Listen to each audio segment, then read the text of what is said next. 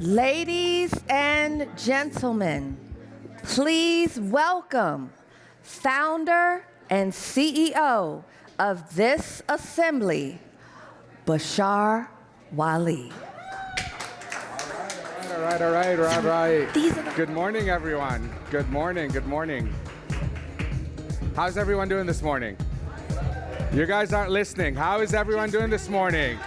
All right. Anyone who drinks decaf coffee will be thrown out today. We need you here, we need you focused. So extra caffeine, please. I am excited and delighted to be here. What a great event. I am Bashar Wali, founder and CEO of this assembly. I am the biggest hotel neurotic you've ever met. My claim to fame is I never stay in any hotel more than once or one night. So if I'm in New York 3 nights, I move 3 times. My current count in Manhattan is 215. Come on, give me some love. All right. Obviously, this organization, She Has a Deal, I've been a fan of theirs for a very long time. The work they do is amazing, but I'm here to shed a myth for you. Anyone who says the future is female, completely wrong. I completely disagree. Because the present is female. We need more of you badass CEOs out there. We don't have enough of you, and we need you out there, and that's what we're here to do today. We have an amazing group of ladies that are going to do a presentation for us on projects that they are working on.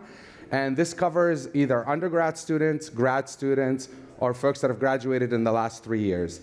And it really runs the gamut, their projects, from new concepts to actually term sheet in hand. So this is not all actuary that they studied in college. Some of it is real projects. So we definitely want to give them the chance and help them along their way. Obviously, Shad does amazing work. And if any of you have been to any investment conferences in the hotel business, it is a sea of middle-aged white men in blue suits. We need more ladies and more people of color in all those events, and that's what Shad is doing. So let's hear it for them.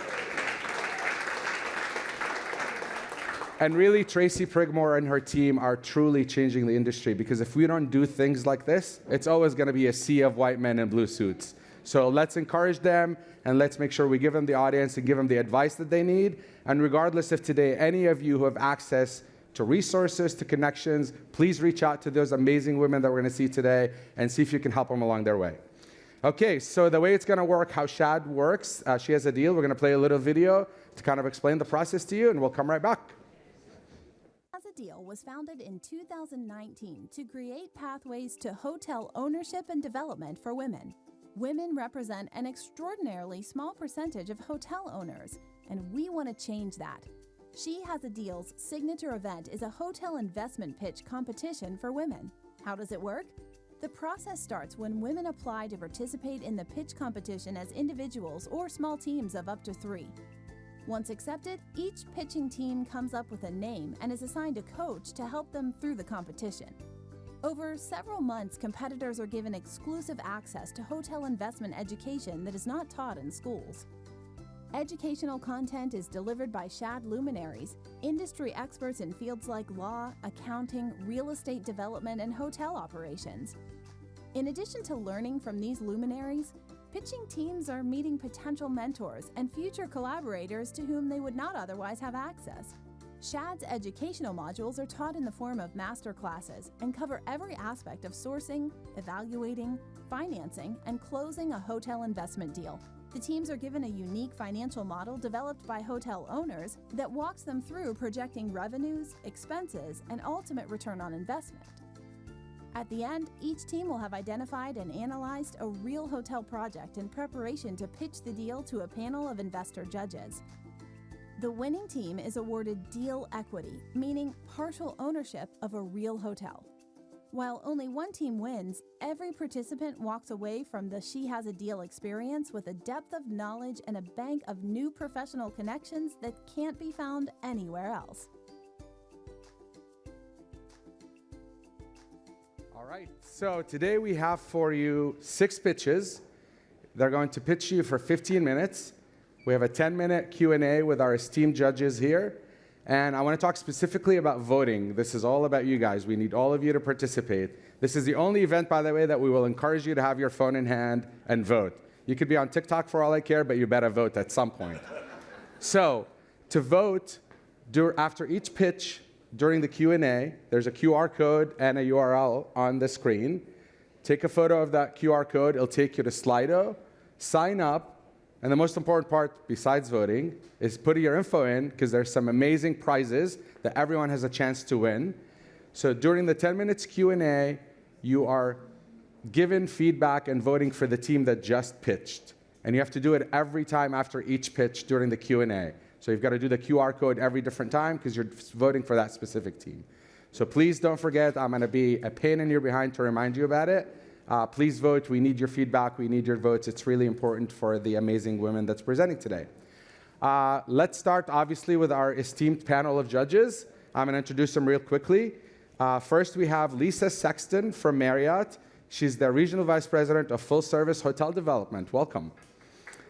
Yes, let's hear it for Lisa. Then we have Jim Tierney with Hyatt Hotels, Senior VP of Development and Owner Relations for North America for Hyatt Place, Hyatt House, and Caption by Hyatt, an amazing new brand. Welcome. Brian Kaufman, who's the MD at Blackstone. He's the money guy, by the way. Forget those other guys. Focus on him. Tell him he's great. And last but not least, we have John Lancaster from Choice Hotels, who's the VP of Emerging Markets and Franchise. All right. Blackstone, can we talk after you and I separately too? Good. All right, so polling, online polling, really important. Again, I'm going to drive you nuts reminding you about it.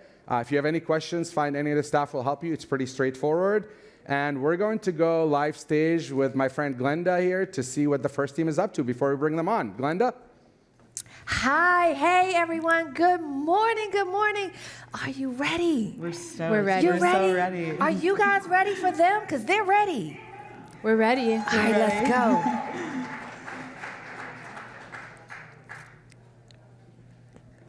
Our mics So are that on. was it. That's what I'm doing all day. That's ready. There we go. So we have Quarters and Halves LLC. First, we have Ivana Petros from Cleveland, Ohio. She graduated in 2019 from George Washington University. Come on out, ladies, come on out. George Washington University, Elliott School of International Affairs. Then we have Shanna Reagan from Nashville, Tennessee, who graduated in 2018 from the University of Pennsylvania.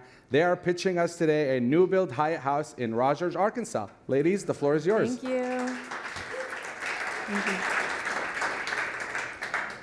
Good morning. My name is Ivana Petros. I'm from Cleveland, Ohio, and I'm currently with Citigroup in New York. And my name is Shanna Reagan. I grew up in Nashville, Tennessee, and I'm also currently living in New York and working for Amherst Capital. I'll take it. Thank you. Together, with our clicker, we are Quarters and Halves LLC, and today we'll be pitching a new build Hyatt House located in an upcoming mixed-use development in the town of Rogers, Arkansas, just south of Bentonville. We saw a gap in this market for an upscale extended stay product and an opportunity to create something new that doesn't exist there. So let's get right into it. Game plan for the next 15 minutes, we're going to start with an overview of the property, of the opportunity at the property level, and then move on to an overview of the Rogers market and how we see the Hyatt brand fitting into that market. And then we're going to finish with an overview of our financials and time for some of your questions. Great. So before getting into the nitty-gritty, here's an overview of what we'll be talking about today. So we're pitching a 110-key Hyatt House, which is the upscale extended stay brand from Hyatt. This hotel will be located in a mixed-use development that's currently under construction and will be located within 1 mile of many of the city's major drivers, as well as a state interstate. As you'll see, this location is one of the key attractive features of this project. In terms of assumptions, we're aiming to close on the land this summer, break ground in the first quarter of 2023, and open in the first quarter of 2025. So we're anticipating overall project cost of about $19.4 million, which is about $176,000 per key. And based on our underwriting of the Rogers market, this property, and the location, we're projecting a levered IRR of 18.2%, a multiple on invested capital of 3.1, and an average annual cash-on-cash return of 11.9%. And this is all based on a conservative ramp-up of the Rogers market to its pre-pandemic levels and a 7-year hold period. But before we get into the specifics of the property, we want to look more broadly with you all at the Arkansas market and then the Rogers submarket. Thank you. So let's be real. Some of you might not be familiar with Northwest Arkansas, and to be honest, neither were we when we first started looking for a deal. However, as we started digging, the demographic and economic trends of this region are very compelling. So the bottom line story here is growth, competitiveness, and quality. In terms of growth, we are located in the 15th fastest growing MSA in the country, and our subject town of Rogers grew 20% in the last census period. In terms of competitiveness, Arkansas is a very business-friendly state with no state-level property tax, and the state legislature just passed its biggest corporate and income tax break in its history. And in terms of quality, Northwest Arkansas is a popular regional drive-to destination for all the major hubs you see here, and has been recognized by premier think tanks and publications as an outstanding place for businesses and families. So with that, let's take a closer look at our town of Rogers. So within Northwest Arkansas, Rogers is an affluent suburban submarket with a wide range of both corporate and leisure demand drivers. On the corporate side, there are 3 Fortune 500 companies that call the Rogers-Bentonville MSA home and employ thousands of people in the area. You have Walmart, Tyson's Foods, and J.B. Hunt. And Walmart specifically has demonstrated a continued commitment to the region through its investment in the community, as most recently evidenced by its brand new state-of-the-art 300-acre corporate campus that's currently under construction. That will be opening in phases beginning next month and will be fully operational by 2025, which will be our first full year of operations. And then we'll also be in walking distance of the Rogers Convention Center and will be the newest hotel product servicing convention center guests. And then on the leisure side, you have the Crystal Bridges Art Museum, the Walmart Amphitheater, and the Razorback Greenway biking trails, which were a major drive-to tourism destination during the pandemic. And actually, in conversations we had with market participants, we learned when the Crystal Bridges Art Museum opened, weekend hotel occupancy in Rogers actually doubled from 30 to 60%, and that it was upscale brands like Hyatt House that did the best with capturing this additional weekend demand. Within Rogers, we'll be located in the neighborhood of Pinnacle Hills. Pinnacle Hills was long known as the suburb where decision makers from the nearby Fortune 500 companies would live. But now it's a growing lifestyle area with several new commercial and residential developments exceeding $450 million in value. The dots you see on the map behind me correspond to the dozens of amenities and new development projects happening within 1 mile of our site. In addition to what you see here, 2 new Class A office towers exceeding over 300,000 square feet just opened directly across from our site, and nearby, TransPlace just opened their new regional headquarters, which brought 1,200 new jobs to the area. Beyond that, we'll be located between the Mercy Hospital System, the Pinnacle Grove Senior Home, and over 1,500 new units of multifamily. Our guests will be a 5-minute walk from hundreds of shops and restaurants, as well as major attractions like the Walmart Amphitheater, Topgolf, and the Pinnacle Country Club, which hosts an annual PGA Championship tournament expected to draw 20,000 guests this year. So zooming in even further to where the land for our development will be located, the rendering you see behind me shows what's known as the Plaza at Pinnacle Hills, which is an under construction mixed-use development and the location of our target lot for Hyatt House. As Ivana just described to you all, there's a lot of growth going on in Pinnacle Hills, and it's effectively becoming this new sort of town center for Rogers, and we think there is a gap in that market for an upscale extended stay product. And when we were looking to confirm our suspicions about the strength of this location, we initiated conversations with hotel developers that had executed projects in similar walkable, amenitized mixed-use environments, just like the Plaza at Pinnacle Hills. And we learned in those conversations that it's actually the weekend occupancy and the ability to capture that demand that drives the extra marginal profitability that differentiates hotels in walkable, mixed-use environments from those in less amenitized, more isolated locations. And in fact, someone we spoke to in the market told us that it's really just about winning the weekends, and that is what it will give Hyatt House a competitive edge in this market. We also were told that if you're near the Topgolf, it doesn't really matter what the flag is, which we think speaks to the strength of our location. We also had conversations with the Hyatt development team who confirmed for us that their franchises tend to succeed in locations where guests really feel integrated in a sense of community, and they're supportive of our shared vision for Hyatt House at the Plaza. Great. So when thinking of the best product to suit this location, Hyatt House stood out as an elevated and thoughtful brand with a resilient operating model. So we know that extended stay products have outperformed during the recent downturn, with extended stay hotels having recovered 90% of their RevPAR versus April 2019, compared to only 70% for other hotel products. And Hyatt House is no exception. As you can see, Hyatt House outperformed its market in occupancy, ADR, and RevPAR in both 2019 and 2020. And we like that about the brand. We also like that it's a fast-growing brand, with over 500 new hotels in the pipeline, just topping about 100,000 rooms, set to deliver in the next few years. However, right now, Hyatt only has one property in this area, while its competitors command the market. So this hotel is an opportunity for Hyatt to increase its market share with a strategic site in a fast-growing market. And when thinking about the guest experience, Pinnacle Hills is often referred to as a live, work, play environment, and that is exactly what we want for our guests. In terms of living, the apartment-style rooms with ensuite kitchens and the full range of amenities at the hotel will allow guests to remain productive and continue their routines while away from home. Additionally, the lobby will serve complimentary breakfast, and there's a sips and snacks bar available during the day. In terms of work, the lobby will have a balance of social and private meeting spaces, and since we noticed there's no coffee shop going into our development, we'll use the on-site bar during the day to serve locally roasted espresso beans. And finally, in terms of play, our vision is that guests can unwind around the fire pit or the bar before walking to their concert or any of the nearby restaurants. So moving on to our underwriting of the property and of the market, we began our analysis by dialing in on the properties that we thought would be Hyatt House's biggest competitors based on proximity, class, and product type.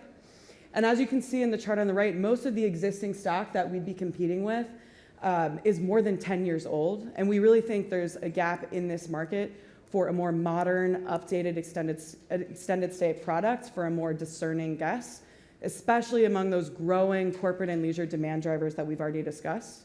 And then if you look at the chart on the left, you'll see the 2019 pre-pandemic occupancy, ADR, and RevPAR levels for this competitive set, alongside the January 2022 T12 levels, where you can see that the market has already started to recover. But actually, high season in Rogers begins around May, so we expect that these numbers have already improved from what you're seeing on the slide. And then this chart shows you the historical and then our underwritten levels for both occupancy, ADR, and RevPAR among that competitive set. And as you can see, the market has already started to recover from that 2020 pandemic-driven decline.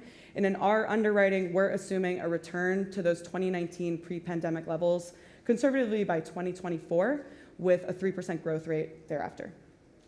Great. Now that we've laid out the market and our vision, let's talk about execution. In terms of construction, one of the main advantages of this site is that it's already zoned for hotel use, which will accelerate our pre-construction timeline. Beyond that, we're planning for 110 keys across 4 floors for a total acreage of 2.25 for our site. In terms of what's already happening at the plaza, lots 1 and 2 are already contracted and in pre-construction. Lots 7 and 3 are contracted for a phase 2 development, and our hotel will be on lots 5 and 6 with the entrance right across from the planned food hall. In terms of construction, we have underwritten a conservative timeline, assuming a closing date on the land in June of this year. From there, we will immediately begin the pre-construction, planning, and brand review process with a target to break land in the first quarter of 2023. From there, we're assuming 24 months of construction with a targeted opening date in the first quarter of 2025. So now for what everyone's really here to talk about, which is our property level operations.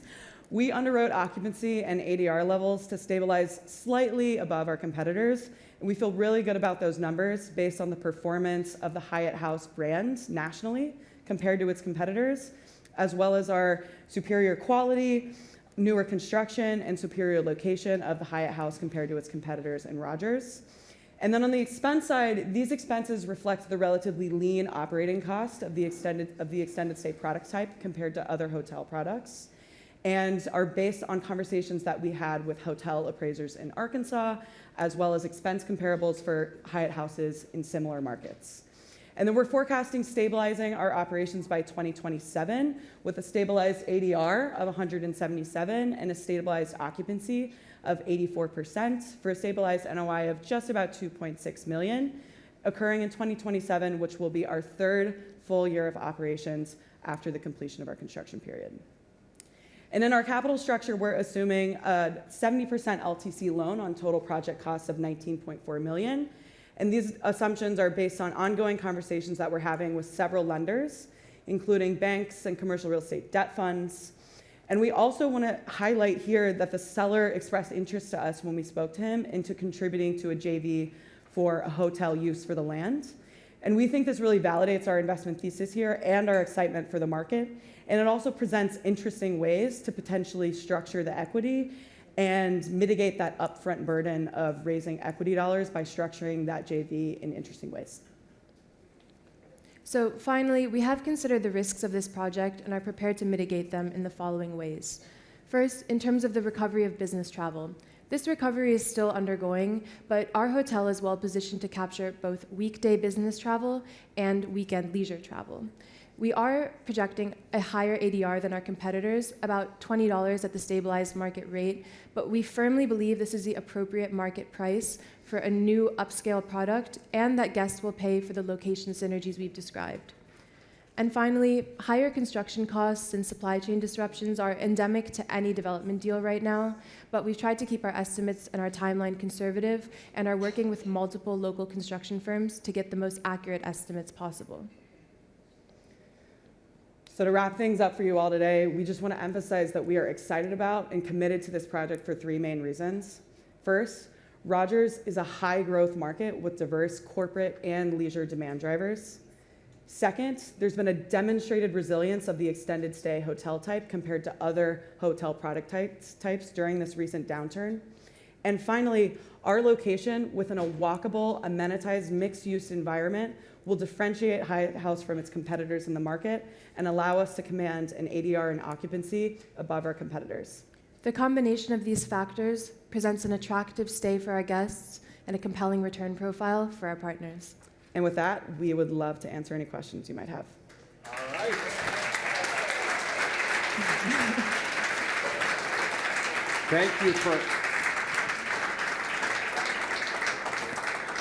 Thank you for making us experienced, seasoned hotelier feel stupid because you're way too smart. We appreciate you. And by the way, I'm working on a hotel in Bentonville, so we'll talk after. Oh yeah, let's chat. Okay, judges, let's see. Let's grill them. Let's go. Come on. Who wants to go first? Ryan? Okay, I'll start us off. First of all, it was an amazing presentation. Thank you. You guys did unbelievable. When I look, Rogers is a really exciting market. I'm excited about it now. And looking at your comp set growth assumptions, I can tell you guys are excited about it too. I think you're getting to an 80% market occupancy and growing it upwards to 90% in 2031. And I see that you're stabilizing at like a 121 index. So how do you think about that level of market growth? And if the market is growing at such an accelerated rate, what are your threats of new supply coming into the market if the market will support this 90% occupancy level? You can Do you take the wanna first half, I'll take the second half. I'll take the development. Yeah. Okay, so as far as new development, that's something we took a lot of time to look at. There are 7 hotels planned for completion within the next 3 years by 2025. And of those hotels, 5 of them are in a completely different submarket miles away in Springdale, so we wouldn't be competing with them at all. And then of the other hotels, 1 is in downtown Bentonville, which we don't consider a competitor of ours at all. And then the other 2 would be trying to attract a completely different customer base. They're more the economy mid-scale hotels. So there's nothing in the pipeline that way. You go ahead. Yeah, sure. In terms of our assumptions for occupancy, so that came from a combination of our conversations with the assessors and other market participants. They're actually forecasting a more aggressive return to normalcy than we are, and so we dialed that back a little bit. But we are confident in, first of all, the market's return to normal occupancy and continued growth, partially because of all the new events happening to bring people to Rogers. We think it's going to extend the normal season and raise the average level of occupancy throughout the year. And then further, in terms of how our index, it's not that different than how Hyatt House performs nationally, so that sort of comforted us as we were, working with our projections, and we're confident that we can command that slightly higher occupancy as well as the market's increased level of occupancy. And for a little more context, the people we spoke with in the market are projecting that the market gets back to 70% occupancy when Walmart opens, their new campus opens, which is happening next month.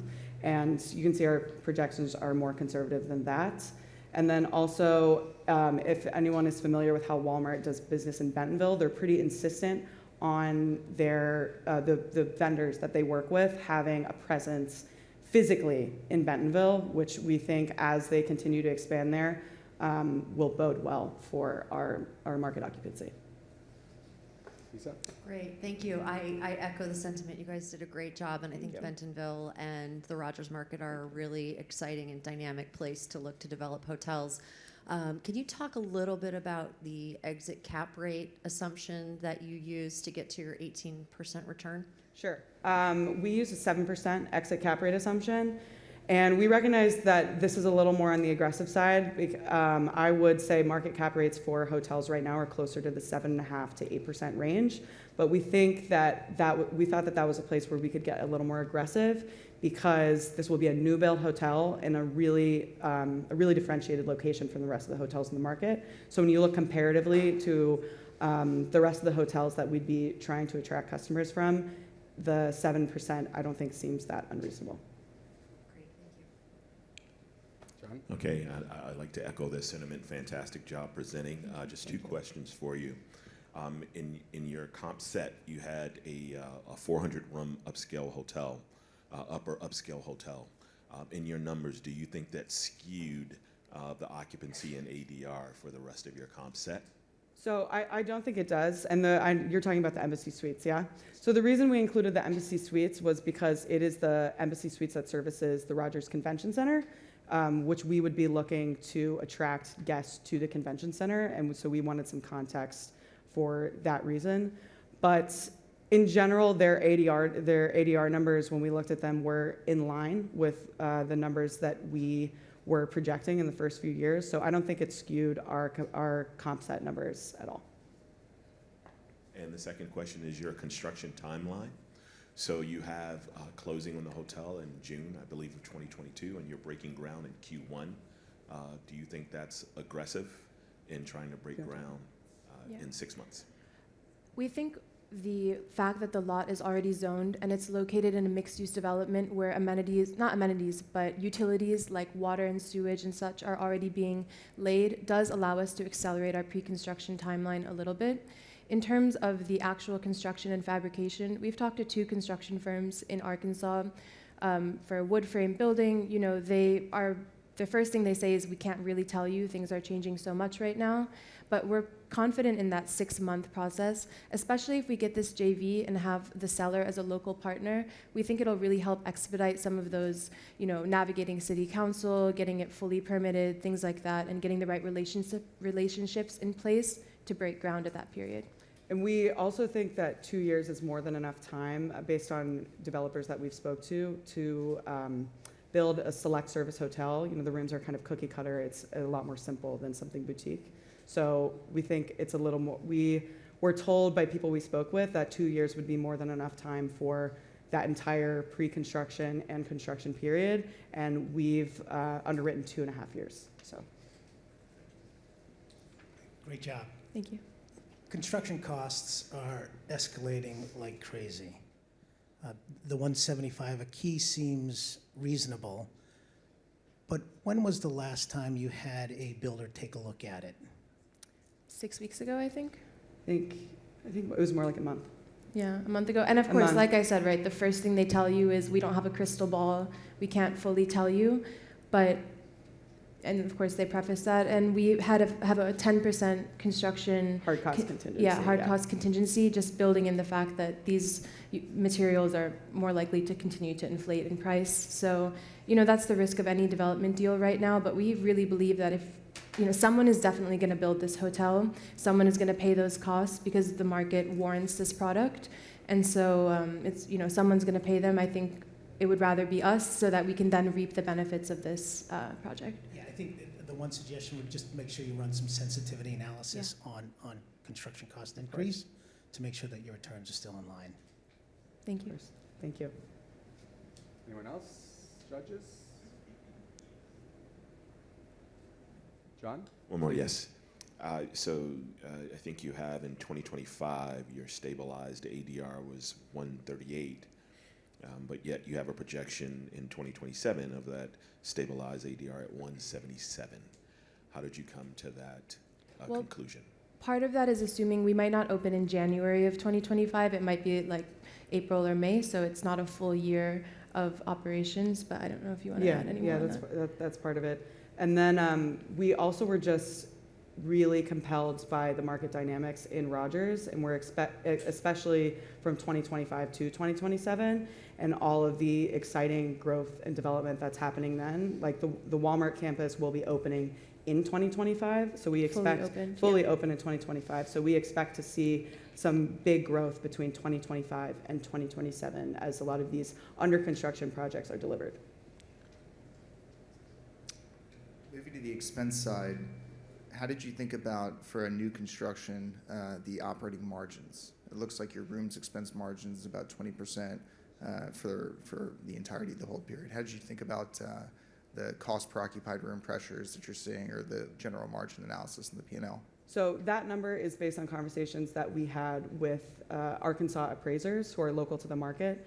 And that was actually the top range of the number I was cited. He said 18 to 20% of total rooms revenue would be a good number for cost. So we took the more conservative of that range. All right. Please go ahead. Do you have any more? Great. Anyone else? Judges? Ladies? Wow. Unshaken. Thank you so much. Unshaken. Thank you. Amazing job. Amazing job. They tried to shake you down, but it didn't work. So well done. Thank you very much. Thank you We so appreciate much. you. Thank Thank you. you. Thank you. Wow. Seriously, wow. Huh? Blackstone, come on, man. I'll go in on this with you. Please, voting. I'm gonna remind you a lot. So please, right now is your opportunity. I'll get out of your way. Snap it, and let's vote for these amazing, lovely ladies. Okay, next up, we have an amazing video from our friends at Hyatt, one of my favorite brands. So let's get it up there.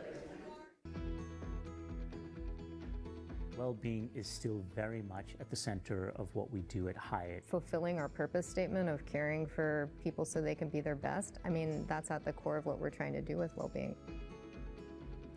We talk about how we make guests feel. Fuel, our food thoughtfully sourced, carefully served. Function, our beautiful Stay Fit clubs in our hotels. You have to be able to get to a place where you're present in order for you to be your best. If we show that compassion towards others, we get there together. We want to elevate the well-being of everyone with whom we come into contact.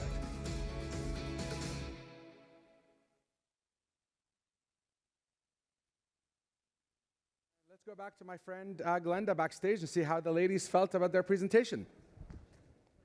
Hey guys, thank you for coming backstage with us. Oh my gosh, show that energy. Tell us, how did you feel? Felt really good. I mean, we've been working on this for a long time, and About 8 months. about 8 months, and we both just were so, I mean, we've been joking about moving to Rogers. Like, we have been completely won over by this market. We said no matter what happens today, we're going to go to Rogers this summer just to experience it, go mountain biking. So just being out there representing something that we actually believe in, I think was the foundation of, you know, this whole performance. Absolutely could not have done any of this without Tracy and Viviana and the whole She Has a Deal All our team. coaches, The time that they put into supporting us and making it so we could execute on stage is just unbelievable. So we're really appreciative. Poised, beautiful. I wish you saw the hugs and the jumping up and down that was happening immediately when they left. But now we'll go over to Tracy and hear more. Thank you. Hi, Bashar. Hello, good morning. What an amazing morning. I am beyond honored to be here. So we have little time. I want to get as much of you as I possibly can. Okay. You're doing amazing work. What was the impetus for this idea? How did it come about? Well, you know, when I attended my first hotel investment conference, I walked away with so much energy, but I left with, where do I start? What do I do? And when I found out that the brands wanted more women owning and developing hotels, I felt like I knew the answer because I had experienced it. It was very challenging to find information the way I needed it, and the way I needed it to take on the risk. And so I didn't want other women to have to, climb through that struggle. So I put it together with everything I wish I knew when I started and everything I learned during the process. So it really was just about giving back because I want to see more women owning and developing hotels. I believe that when more women are owning and developing hotels, that the industry will experience explosive, innovative growth. It's funny, we talk a lot in our industry about women being perfectly suited for our business because they lead with empathy and they have emotional intelligence a lot more than us, and these amazing ladies are a great example of it. Yes. How do you see this growing? What's the next step beyond 6 groups pitching once a year? What more do you see in the future? So what is so important, Bashar, that we've set the foundation for them to learn. We've put the structure and the ecosystem that we're building, but it's about capital now, right? The women need to have the availability, not just the access, the readily available capital to close their deals. And so that's what we're really focused on now. We've created a fund called SHaD Prosperity Fund, and we're raising capital that will be used to invest in women-led projects. So it's really about the capital. We have the infrastructure now to expose them, to educate them. We have a whole ecosystem that's wrapping their arms around them so they can be successful. But they have to be successful, they have to be able to get the capital. That's a great point. And we hear a lot in this sort of ESG era, as it were, for people that are checking boxes, that they're focusing on minority, but we never hear the focus on women specifically. You guys are doing great work to lead that. Are you seeing more of a momentum? Well, not in hospitality. Right. That's the challenge. So in affordable housing and workforce housing, lots of money from different corporations are creating funds, and they're funding women developers and black developers. For women. For specifically women and blacks. Right. Because they see that there is an inequity in the way of how we evaluate like who gets capital. And women don't have the same level of net worth and wealth because systemically we've been held back. It was 1988 before women were able to get their own business loan without their husband signing or another male signing. So the opportunity to build wealth has been constrained for women. Sure. And so when you look at our balance sheets and our liquidity, we may not look the same as those experienced developers or the men that have been in the game for a long time or accumulated wealth. Right. And so then we don't qualify. So we never get to enter into the space. Right. And what a shame because we need more feminine energy to balance out the masculine energy. Absolutely. Yeah. And beyond the pitches, I know you sort of go along this journey with a lot of the participants. Tell us a bit more about what you do with them, and then what other work are you doing besides this amazing event to continue to promote this idea of women in hospitality? Yeah, so we started in September. So the women receive a full array of education. I built a 9-stage hotel investment roadmap. That's everything from how to source a deal, how to do your market analysis, underwrite the deal. That anyone do can the do, due diligence. not just the participants. Not just the of this participants, event. Anyone right? can sign up for this. Anyone can do this, but the women are going through this whole process. So what you see there is a finished product of them going through this education. We bring in industry luminaries who share their knowledge and wisdom along that roadmap.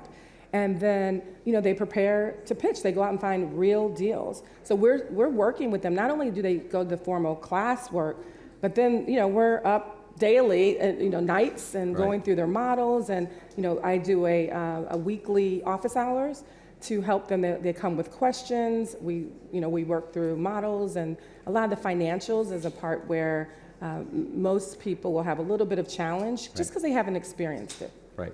Well, if our first group was any indication of the quality of your program, amazing, congratulations. I am thankful to you on behalf of our industry. Our industry is thankful to you for the good work that you're doing. Please don't stop. Thank you. Thank you.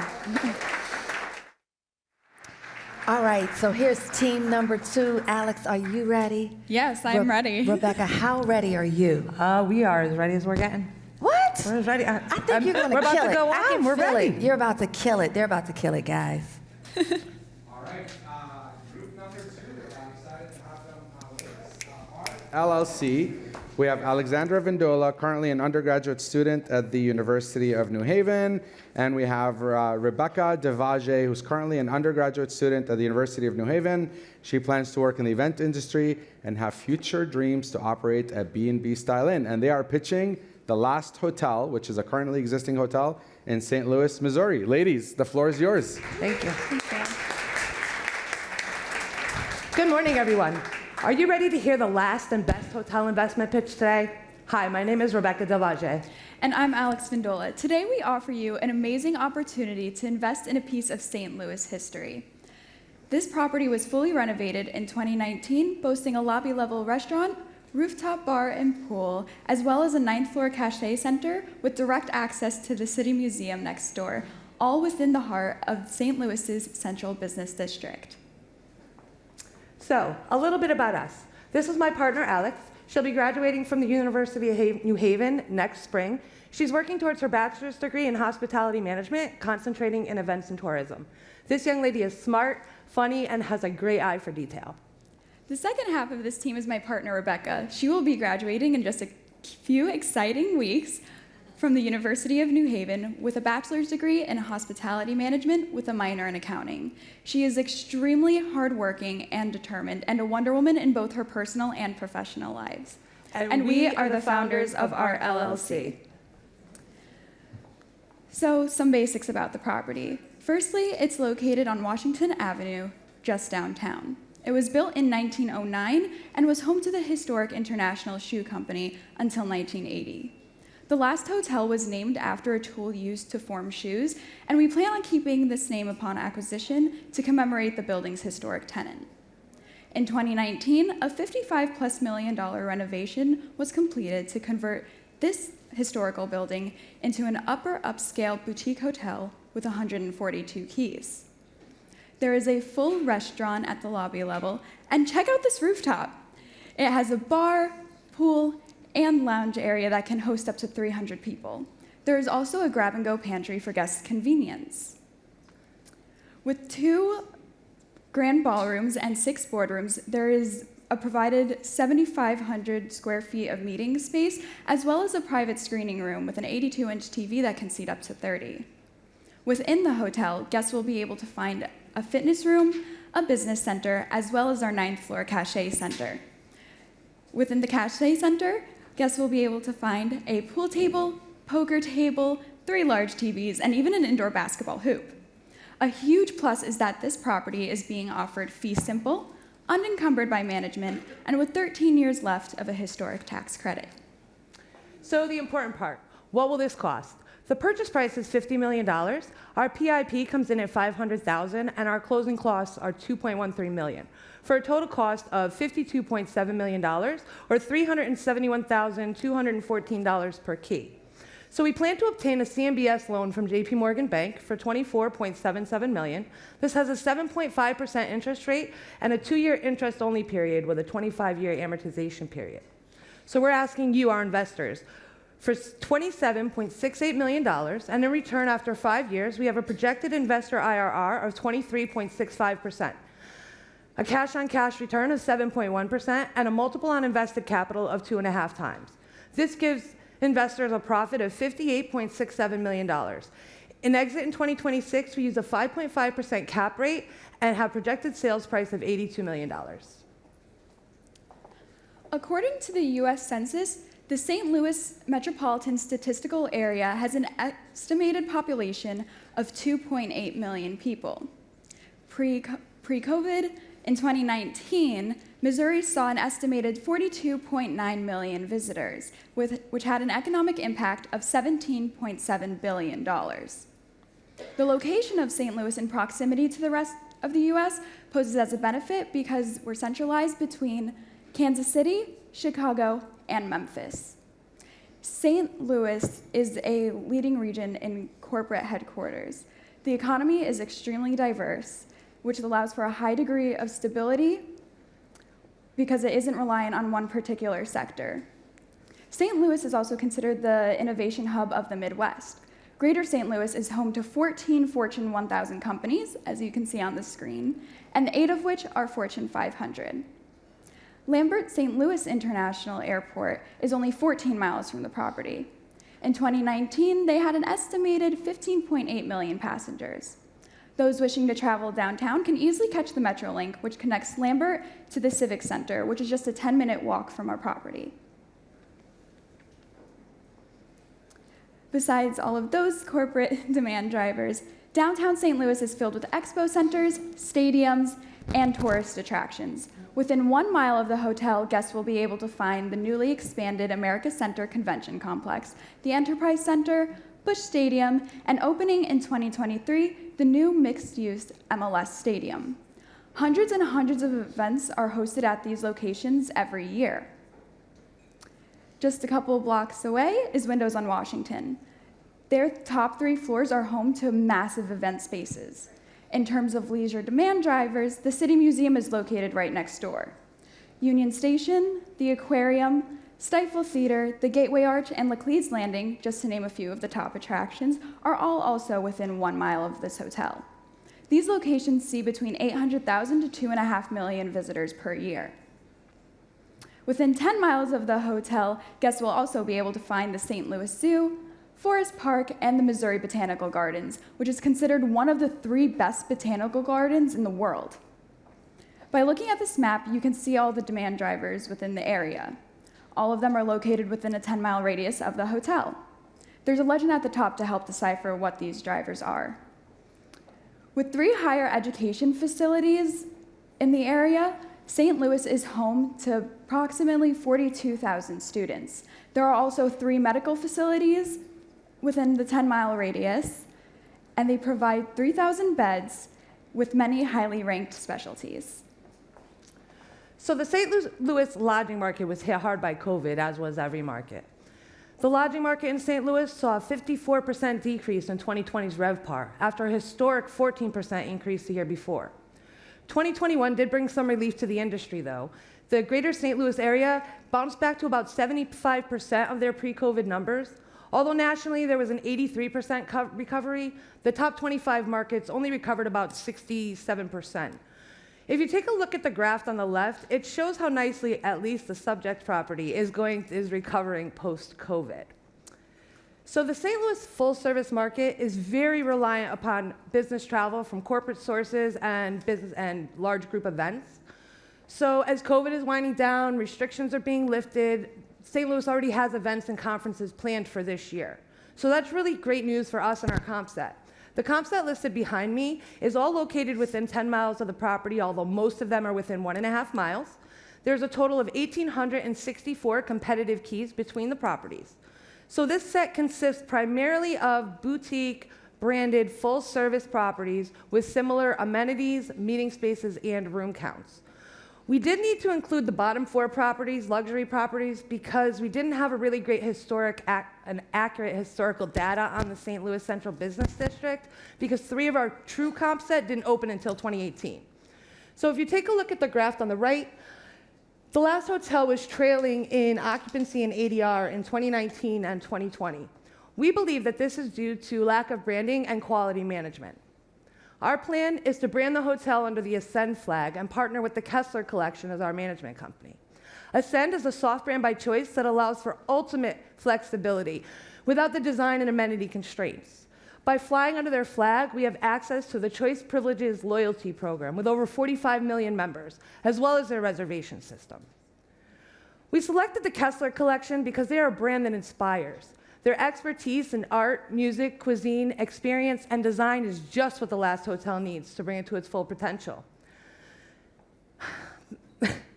Their award-winning and published leaders specialize in marketing, revenue, and sales.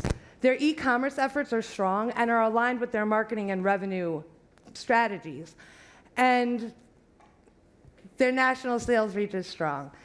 Their sales results are exceptional, and they're based on selling the value of the hotel and guest experience as opposed to the typical rate states and space.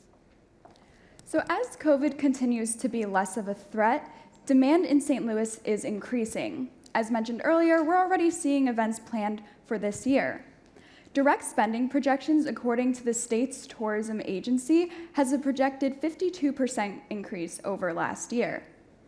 In 2021, St. Louis's summer leisure demand surged. Looking forward, we expect this demand to remain strong. As you can see on the bottom, this represents our penetration index projections.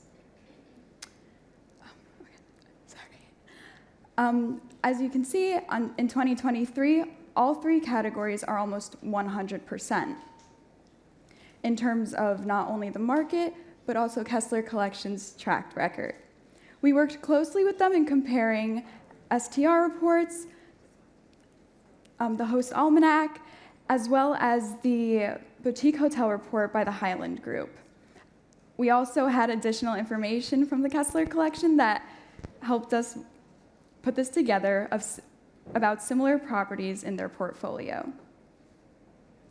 So our projected revenues, 2022 has a very high RevPAR growth at 98%. We believe because of the low COVID RevPAR numbers and our business plan in place that this is more than attainable. 2025, this growth starts to stabilize. So 2022 and 2023 bring about the largest percentage growth in revenues per occupied room.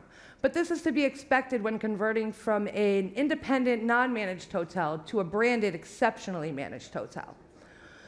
The graph on the bottom, on the right rather, shows that 2024 brings strong numbers and 2025 has stabilization. All right, so we are expecting that our revenues for all operated departments will continue to increase. This is mainly due to Kessler's management strategies.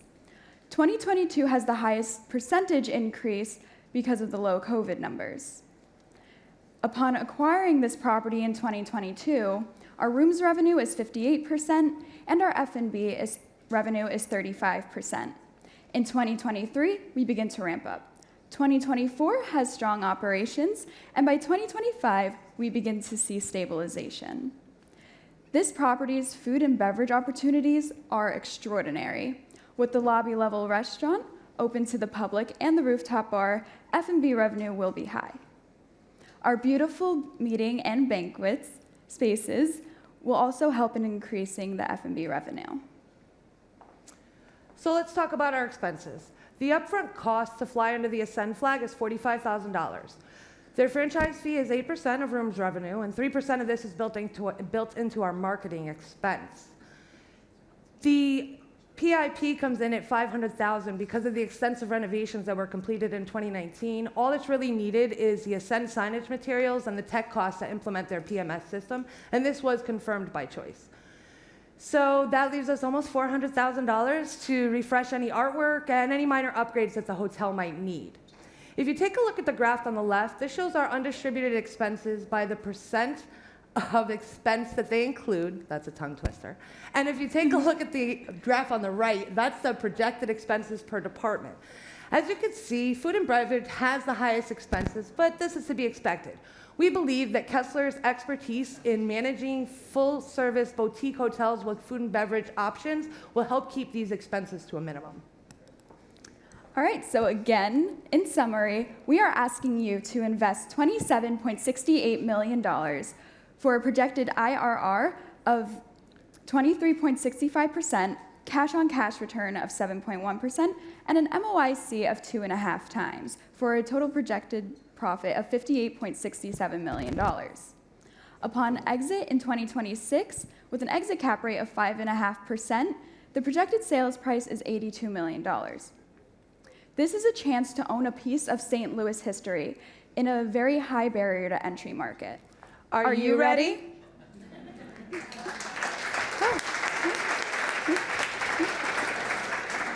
Ladies, again, amazing job. Thank you. And Thank you. I'm going back to school. I don't know about you experienced hoteliers, because these guys are just amazing. Oh, thank you. And the last hotel, by the way, is a fantastic hotel. I've It's stayed. beautiful. It's an amazing It's hotel. beautiful. Okay. Lisa? You mentioned that there is a 13 years left on a historic tax credit. Can you provide a little bit more detail on that and how that impacts your pro forma? So It makes our taxes, right now, the last hotel is only paying about $20,000 in taxes a year. So that definitely helps our pro forma because we have less expense in the tax error. So that just makes our numbers that much better.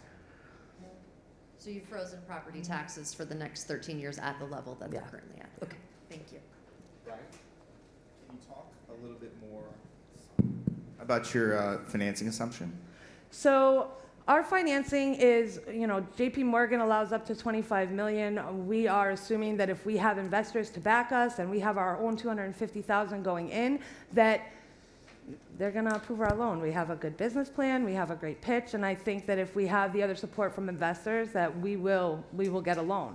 And our capital stack is made up from, the $50,000 from winning this competition, and then $200,000 that Choice offers us from the Bridging the Gap program. So they cut you a check when you sign your franchise agreement, and we've decided that we would use that check as our part of the equity.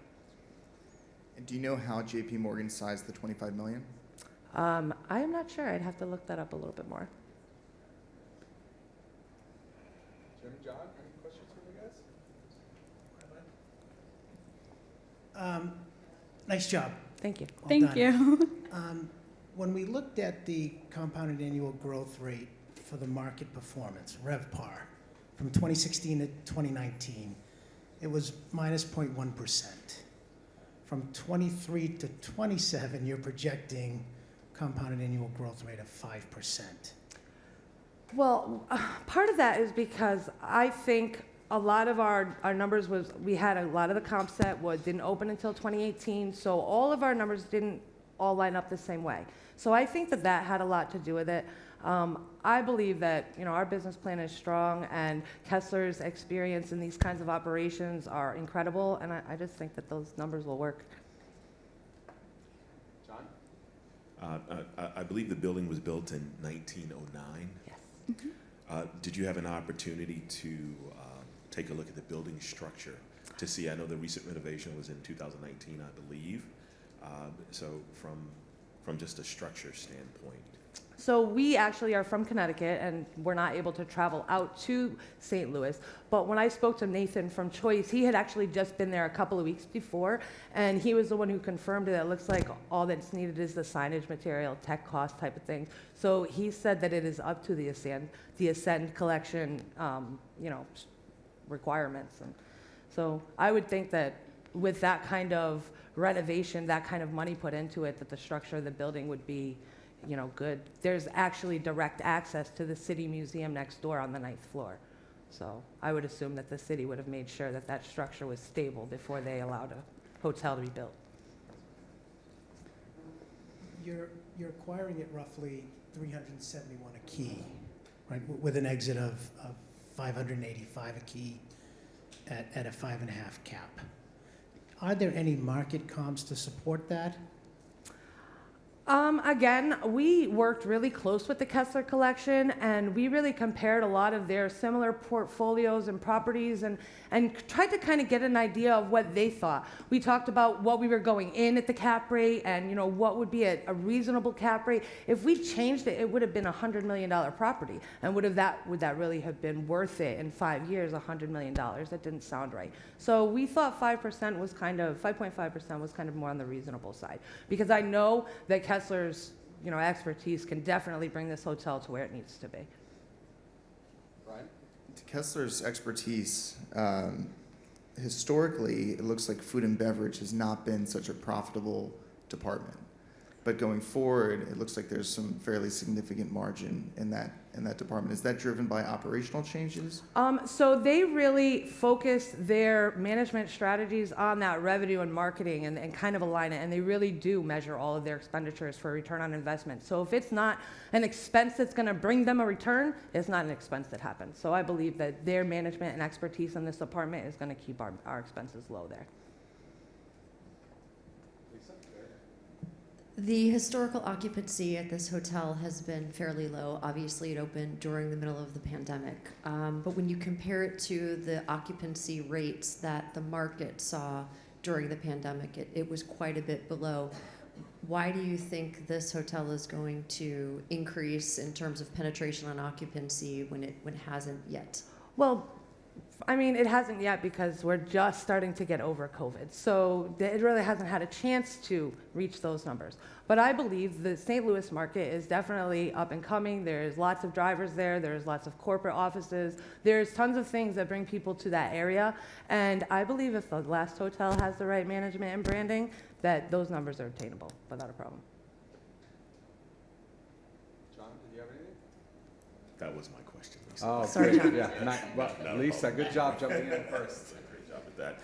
So tell us a little bit more about that exit cap rate and your 5-year exit strategy. Why'd you come up with that? So we kind of played with the numbers a little bit while we were working on our financial model, and it was the only year that made sense for investors. Like if we exit before that or we exit after that, you make a lot less money. So 5-year, for some reason, was the golden number. So our idea is to try to find a good buyer, someone who is interested in continuing to work with the Kessler Collection, because I think that will be important. Someone who's interested, and if they are an owner who has experience in those things, they might not need the Kessler Collection. They might be able to take it over and ditch that percentage that they're paying for asset management. Judges, anyone else? Thank you guys, great job. Thank you. Amazing work. Well done. Congratulations. Thank you. Thank you very much. Thank you. Thank you. Good job. Good job. Did you catch the QR code? I was in UA last time. Free hotel nights, free points, free money from Blackstone, or I mean, who knows what you might get. So, Blackstone, you asked for it, right, Brian? You knew you walked into this. There's no way out. Okay, next up, we have a video from our friends and supporters at Choice International. We thank you, and let the video play. Success in the hospitality industry with a company that works as hard as you do. For more than 80 years, Choice Hotels has helped business owners, including many female entrepreneurs, open and run hotels around the world. Our franchisee-first focus means that we give you the tools and resources to help you succeed, including dedicated emerging markets resources to help drive female hotel ownership. Partner with Choice Hotels, and let's build the future of hospitality. Ladies, you did it. You did it. Now, earlier, Rebecca, you said you're not even supposed to be here. Nope. So there was only supposed to be 5 teams moving forward to finals, and we placed so high with the judges that Tracy thought that it was necessary to pull us into the finals as well. So my God is good. We are not supposed to be here. We are taking home that $50,000. Oh, can I borrow $1? Absolutely. You got a free night at our hotel. Are you kidding? A free night at the hotel. That's Come down to amazing. Missouri. Thank you so much. All right, we're stepping back to Tracy for a little Shad Talk. Regina Richardson, nice to meet you. You're the head of the Ascend Collection for Choice. This is your first visit to SHaDPitch. No, what I have to make sure What do you I think don't so do far? is that ramp, Thank you going so down much the for ramp, having don't me. fall. I am just so With the inspired mission. watching these young ladies today and the platform that you've provided. Because I saw her up and ready. I mean, I think when I was that age, I was trying to decide whether it was ramen noodles or Burger King for dinner. So I'm feeling very inspired and energized by everything you put together in the pitch. Right, so we saw the pitch, and they want to take the last hotel, which is in St. Louis, my hometown. St. Louis, the Loop. Okay, so is this the type of hotel that would fit into the Ascend Collection? They seem to think so. They're very confident about it, but you're the head, so tell me. Well, absolutely, and I look at it very much with the lens of how it fits in with a soft brand. And really, Ascend focuses on historic boutique or resort type properties. So this historic property being built in 1909 has tremendous opportunity within the soft brand where they can maintain that operational independence, but still rely on the strength of Choice to help fill their hotel. Okay, and so when you talk about the strength of Choice, and we looked at the historicals for the last hotels, they believe that that will all change when they become a part of the Ascend Collection. So did you look closely at their numbers? Do you think that they were conservative, moderate, aggressive? Do you think they can really move this hotel forward Yes, I think it's interesting. I was paying a lot of attention to the demand drivers that they noted. And one thing, and with it being your hometown, keep me honest here, but I believe St. Louis is within about an 8 hours drive of about 60% of the US population. I would have liked to have seen them dive in a bit more to capturing some of that business. In addition to the corporate business, the fly-in traffic as well. Particularly coming out of COVID, there's opportunity there that will help them ramp faster. Okay, and so probably what's most important, if they would acquire this hotel, make it an Ascend Collection, it's about the future, right? What are the future plans that you have for growing the Ascend Collection, and what can they expect from your marketing and your growth that will help bring business to the last hotel? No, absolutely. That's a great question. And as of today, we are 52 million loyalty members with our choice privileges. We have an award-winning loyalty program, our industry-leading technology, which they did mention as part of their PIP process. And really relying on the strength of our distribution systems. They can all count on that as a part of the Ascend Hotel Collection. We have a strong commitment towards female ownership. And we're very proud that, through the strength of choice, the Ascend Hotel Collection is the first and the longest soft brand. But it's really a testament to the owners, such as Rebecca and Alex, that signal that our growth is going to remain strong moving forward. Great. And I know Choice has a strong program targeted to women and other minorities to bring more in. So if there are people in the audience who aspire to hotel ownership and they want to, they have an idea, where do they go? What should they do if they're thinking, I want to make it an Ascend Collection? Who should they call? Where should they start? Call me, call John Lancaster of Choice Hotels. We are, about 20 years ago, started up the Emerging Markets program, and we have 2 dedicated directors that focus on underrepresented populations. Right now, currently Choice ownership is about 8% of female ownership, which is above the industry metrics of 7%, but there is work to be done. Yes, and to quote the great Beyonce, girls, we run the world. Girls, we run the world. Okay, so on that note, I think it's time for our next pitch. But we look forward to talking with Pat. He's going to be at the awards luncheon. I'm going to sit down with him and some other CEOs, and I'll have to ask him about, how we move that number up. Because I think we need it to be around 50%, right? Absolutely. Okay. Absolutely. So Great. Thank you so much for all you do for women and for the industry as a whole. Thank you for coming. So now we're here with Morgan. Morgan, it is your turn. Yes. We had just a moment here. I said you can't be on 9.5. You got to be on 10 when Absolutely. you go. You ready? Yes. All right. Let's go. I am ready. ASM Consolidated LLC, beautiful, intelligent Morgan Mason, who is currently a graduate student at Purdue University, pursuing a Master's of Science in Hospitality and Tourism. And she is pitching us today a residence in acquisition in Lakeland, Florida. And she is pursuing a role in real estate acquisitions and development with focus on hotels. Welcome. The floor is yours. All right.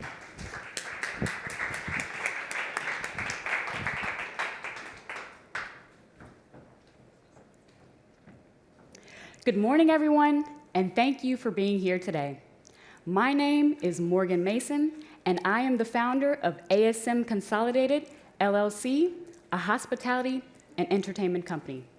Today, you'll learn about a smart, extended stay investment opportunity, and that is the chance to invest in the acquisition of the 78-key Residence Inn Lakeland in the beautiful Lakeland, Florida. We'll begin by reviewing the investment summary before shifting to a discussion of the offering overview and market summary. We'll finish up with the financial information, and then I'll take any questions at that time.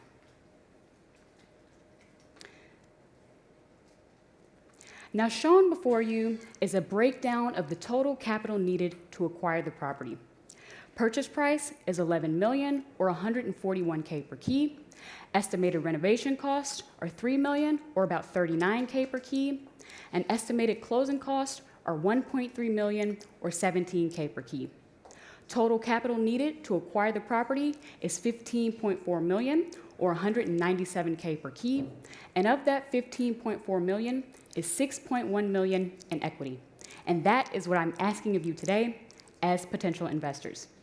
Now, you'll also notice that I've outlined the anticipated return on investment to be realized once the property is sold after a 10-year holding period. Anticipated levered IRR is 13%, MOIC is 2.2, and cash-on-cash return, 28%. When underwriting this deal, I assumed that we would initially secure bridge financing from Stonehill Strategic Capital at a 60% LTV and about a 7.8% interest rate. We'd pay interest only for 3 years, and the loan would be amortized over a 25-year period. Now, Stonehill will exit the deal in year 3, and it is anticipated that we will secure permanent financing from another lender at about a 65% LTV and a 5% interest rate. Now, you may be thinking to yourself, she just asked me to invest $6.1 million in what exactly? Or I have never even heard of Lakeland, Florida. Well, let's review. The Residence Inn Lakeland is a Generation 5 Residence Inn built in 2001 and last renovated in 2015. The property comprises 78 suites, and it's a mix of spacious studio, 1-bedroom, and 2-bedroom suites, each equipped with a full kitchen, making the Residence Inn the perfect choice for those longer-term stays. Additional amenities include complimentary breakfast, Wi-Fi, and parking, and the property also offers a convenience store, business and fitness center, an outdoor grill, and an outdoor pool, making it a great choice whether you're in town for business or for leisure. Now, the Residence Inn brand is a part of Marriott International, and it's one of the company's strongest brands. As of year-end 2021, there were 876 properties open globally and another 256 properties in the pipeline. Currently, the Residence Inn Lakeland is managed by LBA Hospitality, a management company with more than 4 decades of experience and extensive experience managing Marriott focused service properties in particular. Now let's talk a little bit more about the market. Lakeland, Florida is located in Central Florida and quite literally the center of the state.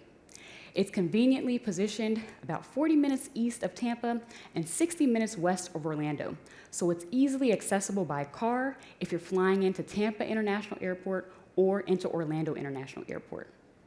Lakeland is a part of Polk County, Florida, and together with the neighboring city of Winter Haven, comprises the Lakeland-Winter Haven MSA, an area which has seen 20% population growth since 2010. But what's driving population growth in a smaller city like Lakeland, especially when you have Tampa and Orlando so close by? Well, that's just it. Bigger is not always better.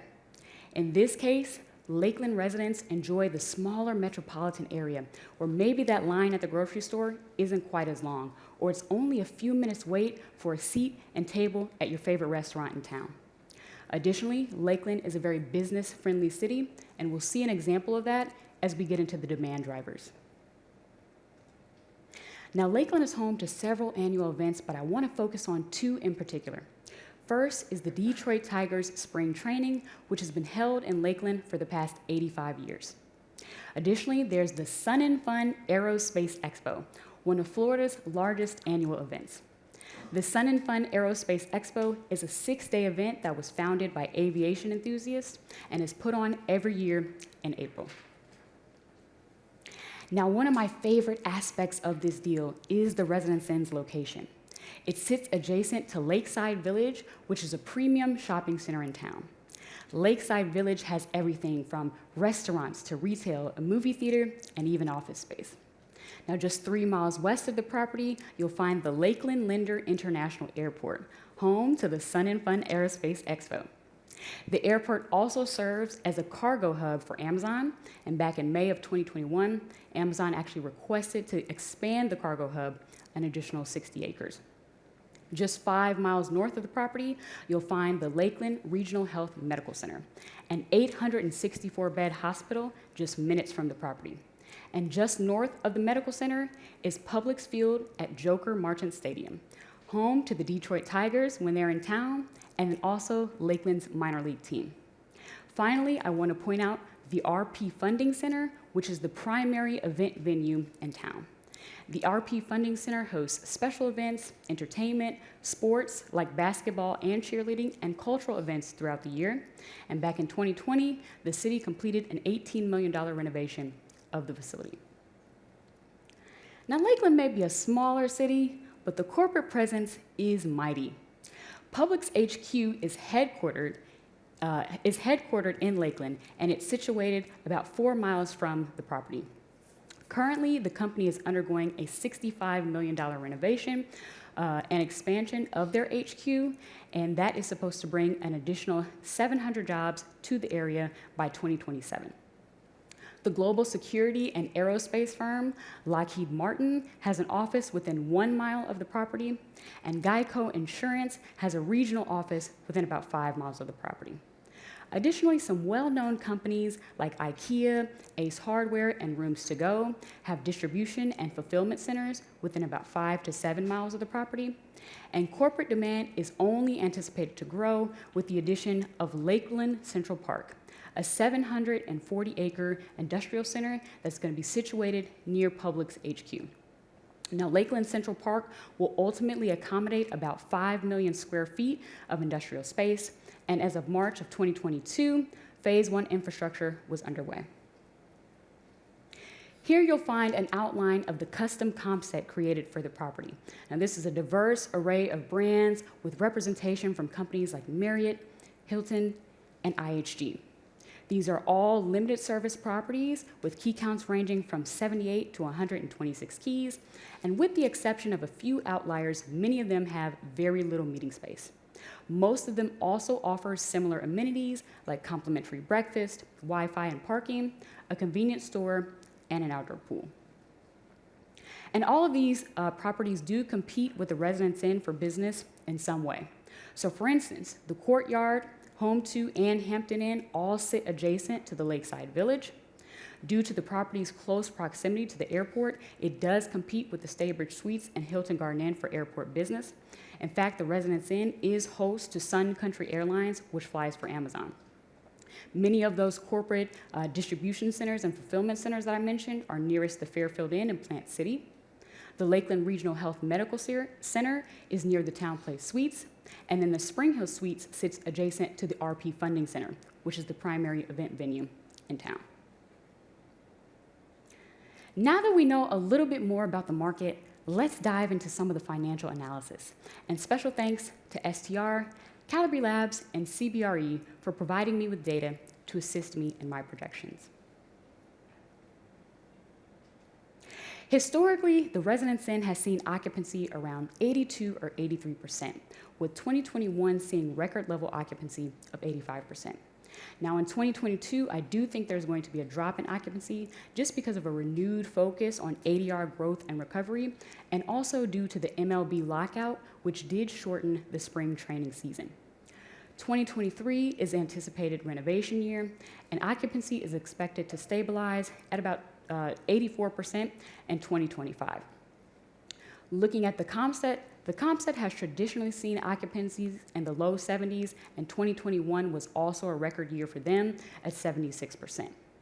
Moving forward, I have applied similar assumptions for the comp set's projections, so a slight drop in 2022, an increase in 2023 when the Residence Inn is under renovation, and then occupancy is expected to stabilize in 2025 around 75%. From an ADR perspective, the Residence Inn has seen ADR around 135 and RevPAR around 110, while the comp set has seen ADR around 122 and RevPAR around $90. Moving forward, again, I do think there's going to be a strong focus on ADR growth and recovery for the comp set, and certainly for the Residence Inn following the renovation. And then I do think with changing increased demand in the market with very limited supply changes, the market should see some nice ADR growth as we get to 2025 and beyond. From a market penetration standpoint, the Residence Inn traditionally has always over-penetrated the market, and I anticipate that trend will continue moving forward. In fact, the property is anticipated to reach 2017 and 2018 RPI levels once we reach 2024. Now again, after a 10-year holding period, it is anticipated that the property will sell for $16.2 million with an estimated cost of sale of about $300K. Gross proceeds will total $15.9 million, and once the lender has been paid, net proceeds will be about $5.9 million. And again, that translates to an anticipated levered IRR of 13%, a 2x multiple, and a 28% cash-on-cash return. Now, before we wrap up, I do want to touch on some of the risks associated with this particular deal. One is the renovation, and two is supply. From a renovation standpoint, increased renovation costs will impact returns, and that could be from a number of factors like inflation, supply chain shortages, and rising fuel costs. While these forces are out of my control, from a mitigation standpoint, I did factor in a generous 7% contingency, just in case anything unforeseen happens, and then we'll also plan to work with an experienced project manager who will help control cost. And then from a supply standpoint, the Residence Inn is one of the older properties in the comp set, and while there are no new development projects currently in the pipeline, there is going to be one conversion, and it'll be a Comfort Inn & Suites transitioning to a Fairfield Inn & Suites, and that's taking place in 2023. So with all the newer supply, it's going to be important for the Residence Inn to focus on three things: ensuring they have superb service levels, making sure they're building those strong relationships with clients, and then also thinking about how they market themselves to guests. Again, my name is Morgan Mason, and I am the founder of ASM Consolidated, LLC. Thank you for your time and attention this morning, and I'll take any questions at this time.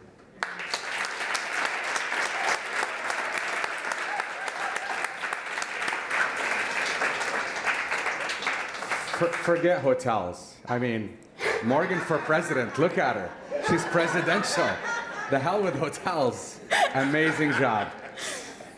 Lisa. Thank you, Morgan. Great job. I had a quick question for you on your purchase price. How comfortable are you with the $11 million? The cap rate on existing NOI is a little bit higher than your exit cap rate. So I just wanted to better understand how you came up with the offer that you're going to be making and your confidence level there. Mm-hmm.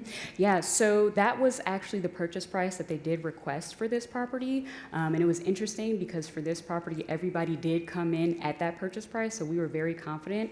Based on the net operating income, the purchase price actually probably should have been a little bit higher. So we were certainly comfortable with that $11 million and thought that was appropriate for this property. Mm-hmm. Brian? Well, on the purchase price, I've got another question that I can come back to, but it's a 13% IRR. I think it was a 2.2 times MOIC over a 10-year hold. How did you get to 28% cash on cash? Yes, so I figured that might be a question. But in this particular case, because we are refinancing, so like I said, Stonehill will provide us that bridge financing for the first 3 years, and then we're expecting another lender to come in. We're expecting a 65% LTV, and we're also expecting our valuation to increase because we would have already gone through the renovation. So the loan will be higher than what we initially got. And so essentially because of that refinance, the cash on cash return was 28%. My second question is a 78-room property. Yeah. What are some of the pros or cons of having a 78-room asset versus a 120-room asset? So some of the pros, I mean, from an ADR perspective, you've got limited supply, so you can drive rate. I think some of the cons, obviously, you are a smaller property, so maybe some of those bigger groups, it's more difficult to take those. However, in this case, the Residence Inn and the courtyard next door are both managed by LBA Hospitality. So one of the things that they do is market themselves together so that they can take some of those bigger groups and keep them out of the comp set. Great job, great brand, great manager in LBA. Hotel was built in 2001, typical 20-year term, brings us to 2021. What's the term that you would inherit on acquisition? Yeah, so in terms of the franchise license, yes. So we're anticipating 10 years, and that also is why I thought about a 10-year holding period. So essentially, this property still had 2 years, and then after speaking with Marriott, we found out we'd probably at least get another 8 years for 10 years total. So it didn't make sense to try and sell after 5 years. I'd rather just hold the property for the 10 years because another, owner is not going to get that extended license. So I'd rather just hold it and, benefit from the cash flows over those 10 years, and then likely when a new owner gets the property, it's probably going to be converted to something else. Go ahead, buddy. So from an extended stay standpoint, I know you mentioned one of those demand generators. With the additional holding, additional supply that's coming into the area, where do you see that extended stay demand is, and did you have an opportunity to take a look at the SHOC as well? Okay, so I think you had two parts. So the first thing was, I'm sorry, just repeat it one more time. Ask it again, go ahead. Yeah. Not a problem. So just looking at your occupancy coming in, your extended stay demand from your demand generators, Okay. where do you see, other than the spring training and that they're staying a couple of weeks for that, from extended stay? I know you already have an existing base, so where's the additional, with the additional supply that's coming in, your extended stay occupancy and keeping that stable? Okay, so I think extended stay occupancy, in addition to the Detroit Tigers, will certainly come from things like the medical centers. So for some of those longer term stays, I mean, we saw that throughout the pandemic with some of those travel nurses, and contractors and different people. So I think it'll come from that. But then also some of these corporations that do have some of those longer term stays as well. So some of those corporate accounts that are in the market, I think we'll see some extended stay demand from them as well. Just to piggyback on what Jim spoke about as being encumbered in the additional 10 years, normally you have a 20-year franchise agreement. Is there any way to get that, or is that just something you would focus on just doing the 10 years? No, I don't anticipate that we'll be able to get 20 years. I think it's probably going to be the 10 in this case. Thank you. Jim? You got any more, buddy? I know, You he's good? hogging the mic. I won't let him, Jim, anymore. He's done. He's done for the rest of the day. He's done. Okay, JT, I have to go before everybody else. Looking at the historical performance, we saw a slight decline in RevPAR for the subject property. Mm-hmm. And this was right from 2016 to 2019, so pre-pandemic, but interestingly post the 2015 renovation. Any thoughts as to what drove that? Mm-hmm. And I know we've got a renovation again in 23. I guess what gets us back on track? Yeah, so there are a couple things from a historical perspective. So this market has had new supply opening in 16, 17, 19, and 20. So that certainly impacts the market because everybody has to readjust once a new hotel comes in. There was also just some non-repeat business that they had one year. So for instance, there was a drop in 2019. That's because they had some additional business from the Detroit Tigers. They thought the courtyard was going to be sold, and so they wanted to keep that business in-house. And there was also a logistics company that had some things going on as well. So from a historical perspective, that's what was happening in the market. Moving forward, like I said, there's no anticipated new development that's coming. It's just that one conversion. So I think that's going to help, the market stabilize and really the residents in after renovation to kind of get to those levels that they saw previously. Lisa, he's harassing her because it's not a Hyatt. Jump in and support Last her for question. Marriott, will ya? Your renovation budget of about $35,000 a key plus the contingency gets you to about $39,000. What's included in that $35,000 a key? It's a hefty renovation number. Yeah, so this is going to be a pretty full renovation for this property. Some of the big things are going to be the tub to shower conversion. That's one of the biggest projects. There's also going to be kind of a facade modernization because, again, this is an older property. But all the guest rooms, all the meeting space, or not meeting space, but all the public space in this case, that's all going to be renovated. So it is a pretty big PIP because of those reasons. Anyone else, judges? Amazing work.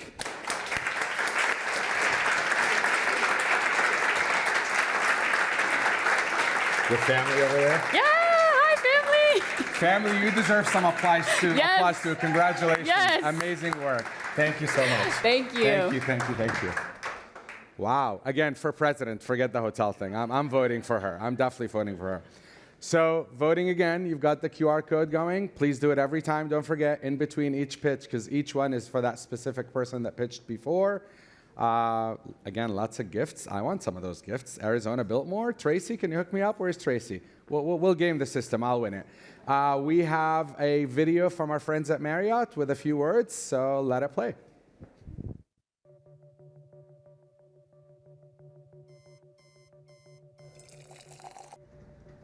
This past year has been a test of how much we can handle, how to do as much or more with less, a test of long days, big questions, and no small challenges. I've learned how valuable our culture is. I've found how resilient and adaptable our people are around the world. We have taken this test.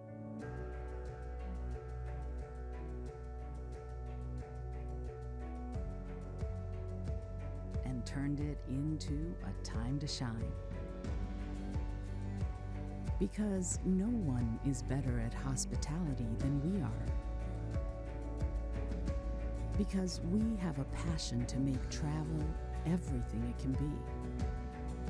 This is what we do. This is why we show up. This is our business and our pleasure. So, as more and more guests are venturing back out, the beachgoers, deal makers, thrill seekers, escape artists, and road trippers. It's a new day, and we are here. We are here to stay. So there's pitch life, which was 8 months of your life getting ready for this, right? Mm-hmm. Yes, and it was. Then there's real life.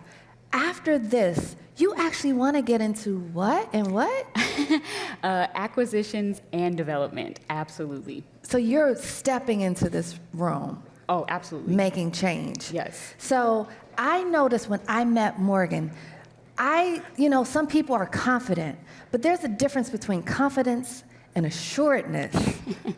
Where do you land on that plane? So I land on assuredness because when I came in here, I was real cool, real chill, and she asked me how I thought I was gonna do, and I was like, I got it. I'm just gonna go out there and do it. So she really did. And did she do it? Did she do it? Yes, I did. Okay, she did that. I did. Thank you. She did that.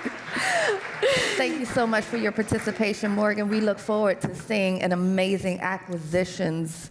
What, VP? CEO? Yes, I will claim it. Something, okay? claim it. Now All we're right. over to Tracy. Thank you.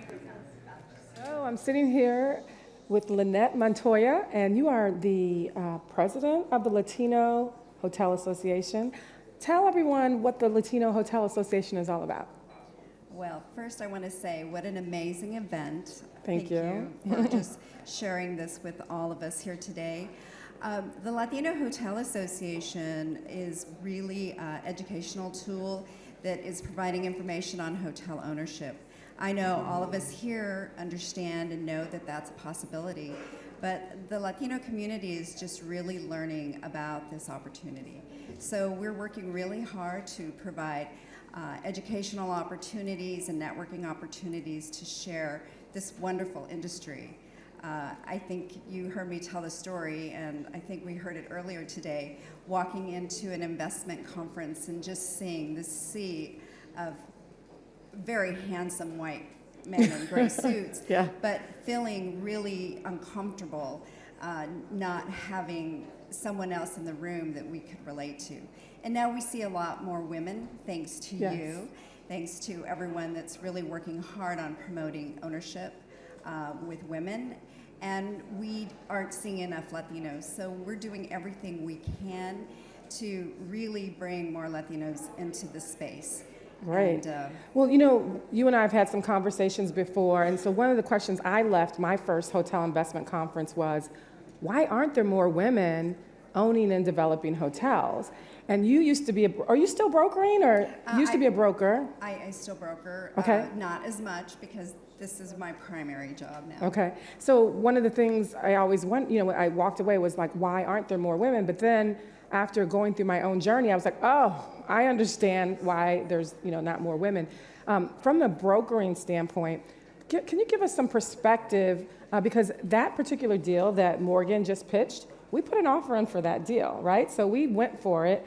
We didn't win the deal, unfortunately, but it's just a highly competitive space, and being taken seriously by the brokers can be challenging because they're looking at you because they don't see, because you said representation matters, absolutely, and if they don't see or they haven't seen, women in that space, owning and developing, so when they're looking at, okay, who should we grant this contract to, there's some unconscious bias, like, well, can they close the deal? Can they be successful? So when you were brokering, can you give us some insight on that, or what is going on in the broker's mind and the seller's mind?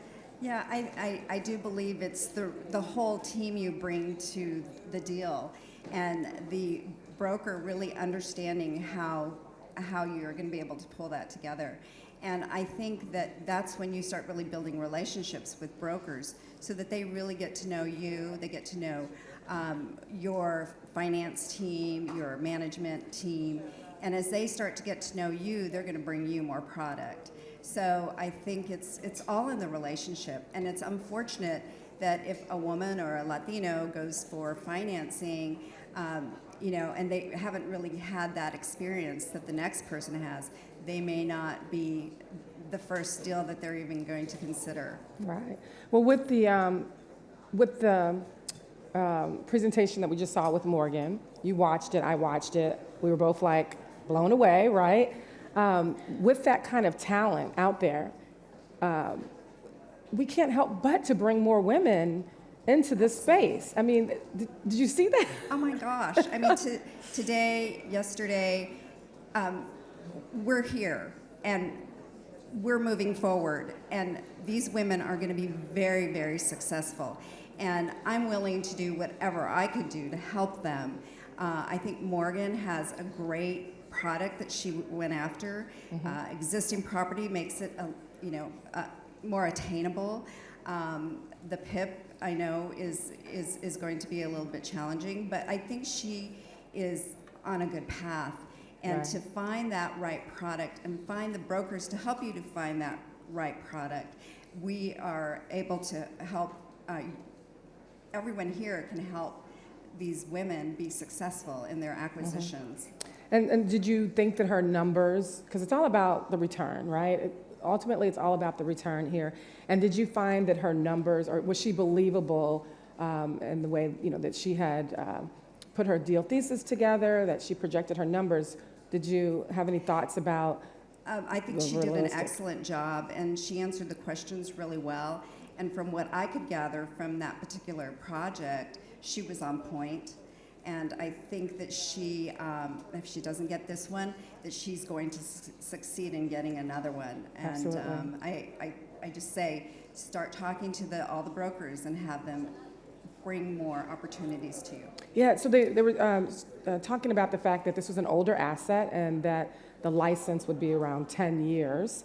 So what did you think about her strategy? I mean, was it worth putting $3.4 million into an asset that may only have a 10-year license? Yeah, I thought that was a really, it's a good way to go. I think in 10 years, when I think of looking at the building from the structure, I know the Residence Inn is kind of changing on a new build, so that might be the challenge. And I believe that her 10-year strategy is going to work out fine, because even in a new buyer changing the flag, it's going to work really well. Mm-hmm. Well, so one of the things that she and I discussed was, perhaps on an exit, that it would be sold to a developer, or somebody who does multifamily, or even acquire it yourself and run it as a multifamily, because there's a lot of demand for housing, and affordable housing, workforce housing, and where it's positioned would be a good opportunity to transition it there. Absolutely, and now we're seeing a lot of veteran housing that's needed, and a lot of money going to these types of properties. So I think she's in an excellent position moving forward the way she has it planned. That the disposition will be easy. Be easy, yeah.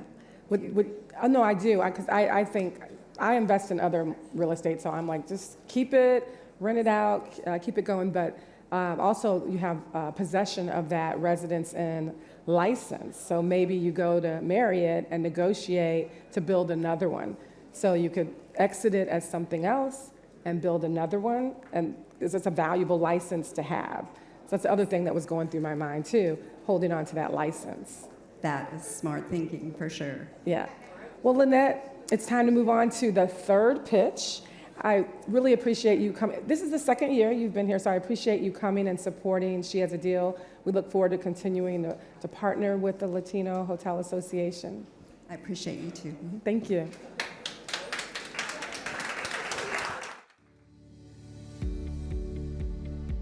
Women in the Room is probably one of the most important things that we could do as an organization or as a company.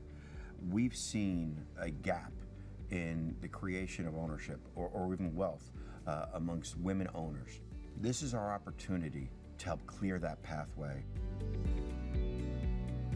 Anytime you have a first-time hotelier, financing is going to be an issue. They need to understand what is the difference between a construction loan and a permanent loan once your hotel gets operating. So there's a lot of know-how that Wyndham will bring to the space.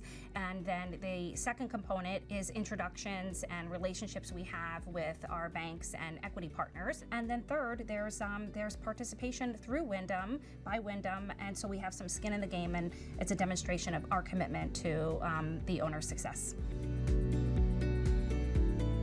We're going to focus on how do we make Women Own the Room operationally intensified so that if you have questions, if you have issues, we have a team of people there that have been through this before that can help you with that ownership. And last, it's about community, right? It's about working together as one unit and relying on each other to help understand what it takes to own a hotel and operate it successfully. In 3 to 5 years from now, I would love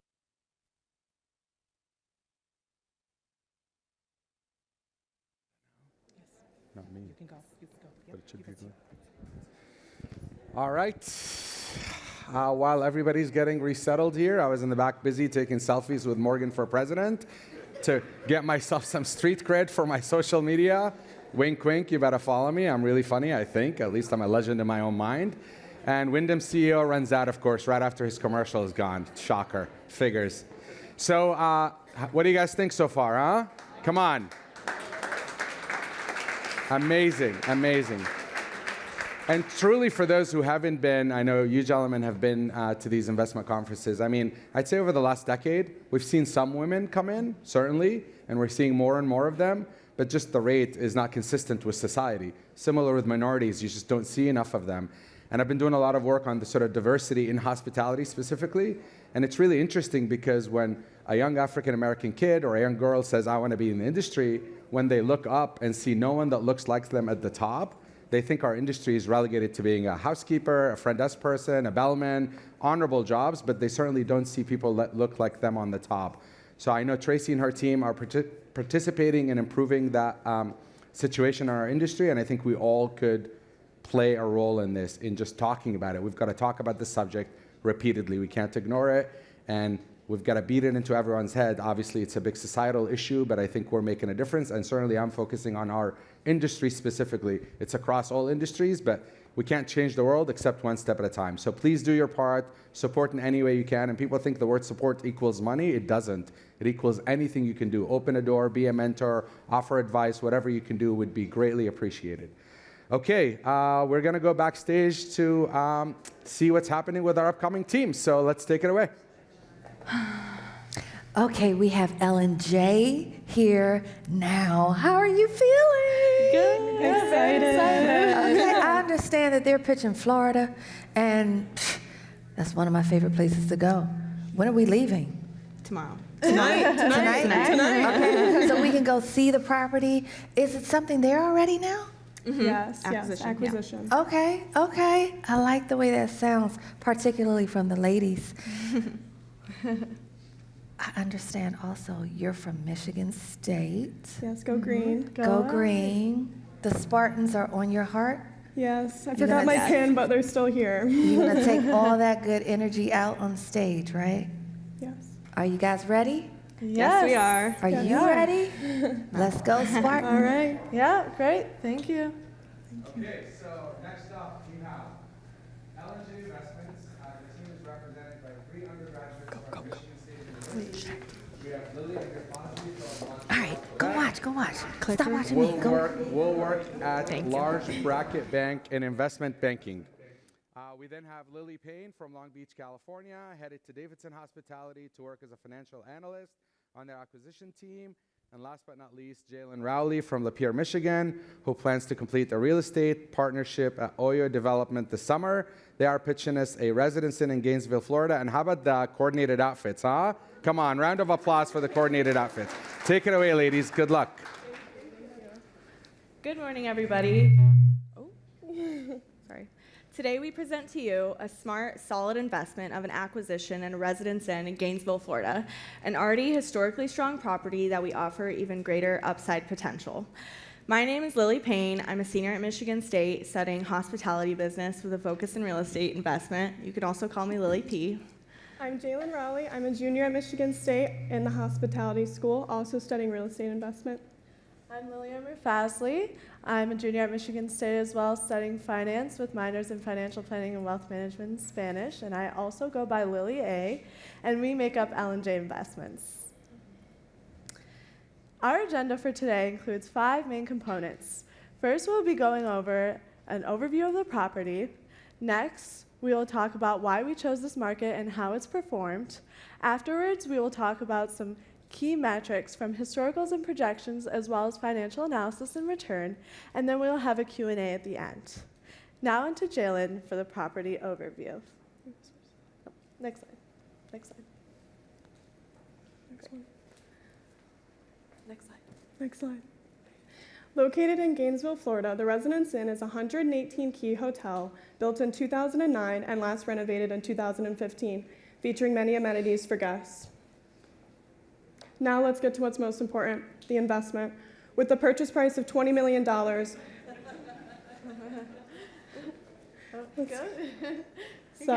with the purchase price of $20 million, capital improvements and closing costs, total project costs come out to about $25 million or $216,000 per key. Our levered IRR comes out to about 40%, our multiple on invested capital to 2.7 times, and our average annual cash-on-cash return to 14%. Now I will discuss our analysis of the Gainesville market. This hotel is positioned in the Gainesville's primary hotel market, located right near I-75 and near many restaurants and businesses, making it convenient for various guest needs. The Gainesville market consists of 3 business sectors: the University of Florida, healthcare, and Gatorade or Gator Dining Services, bringing in events and visitors to Gainesville. This Residence Inn consists of 4 main guest profiles: University of Florida visitors, travel nurses and healthcare-related guests, transient travelers traveling along I-75, and a new guest profile we hope to tap into, created by an indoor event center going in only 2 minutes away from our hotel. The first demand generator is the University of Florida. Only a 2-mile drive away from only 2 miles away from our hotel, or a 7-minute drive. If I can now draw your attention to the bar graph on the top of the slide, this shows the University of Florida home sporting events, monthly home sporting events from 2019 to 2021. As you can see, with an average of 20 home sporting events in 2019, 2021 was not far behind with 18, showing the resiliency of the university post-pandemic. Below this, you will see the University of Florida enrollment growth from 2011 to 2021. In the past 10 years, the enrollment has increased by 22%, and we know this will continue. The University of Florida is not this hotel's only demand generator. With 39 different healthcare-related businesses and facilities in Gainesville, it is categorized as a super regional healthcare hub. Management has been tapping into this demand generator by holding top accounts with the 2 largest hospitals in Gainesville, Shands Hospital and HCA Healthcare. We plan to grow these accounts and pursue new healthcare-related accounts to increase our occupancy in our first year, or in our holding period. The next demand generator is the hotel's easy access to I-75. Starting in Michigan and going all the way south to Miami, Florida, Gainesville is an easy and convenient stop along the way. Although transient travelers are not intuitive to extended stay, due to our hotel being located less than a mile off of the I-75 exit and high traffic patterns from north to south, transient travelers account for 93% of the room nights, according to management. There are many businesses and developments moving into the Gainesville market, but there's one specific development that will directly increase our hotel's occupancy, and that is a new $68.5 million development going across I-75, as you can see, in Celebration Point, only a 2-minute drive away from our hotel. Estimated to open in January of 2023, only months after we acquired the hotel, this space offers 142,000 square feet for concerts, auto shows, sporting events, which we know will increase our hotel's occupancy. Before we move on to historicals and projections, I want to re-emphasize how vital the University of Florida is to this hotel's demand. Here is a timeline of the University of Florida events in 2022. As you can see, even in our summer downturn months when the university is out of session, there are still plenty of events to support our hotel's occupancy. And now on to Lily P. with historicals and projections. Not only is this hotel located in a very strong market, as Jalen mentioned, it is positioned in the highest performing segment in the industry right now. This graph shows how upscale extended stay performed relative to the US as a whole, as well as the upscale segment. We see consistent outperformance and overall less volatility. I draw your attention to the right of the slide how we see how these segments performed in terms of RevPAR. Upscale extended stay overpenetrated the US average by 144% and the upscale segment by 131%, not only showing its resiliency through the pandemic, but gained more than its fair share of the market. And it's not just us that think so. We took a few quotes on industry leaders today and what they had to say on extended stay. We found consistently the same things: resiliency and durability because of its lengthened stays and therefore more consistent demand, as well as profitability because of its low-cost structure, less frequent housekeeping, and requiring less labor in general.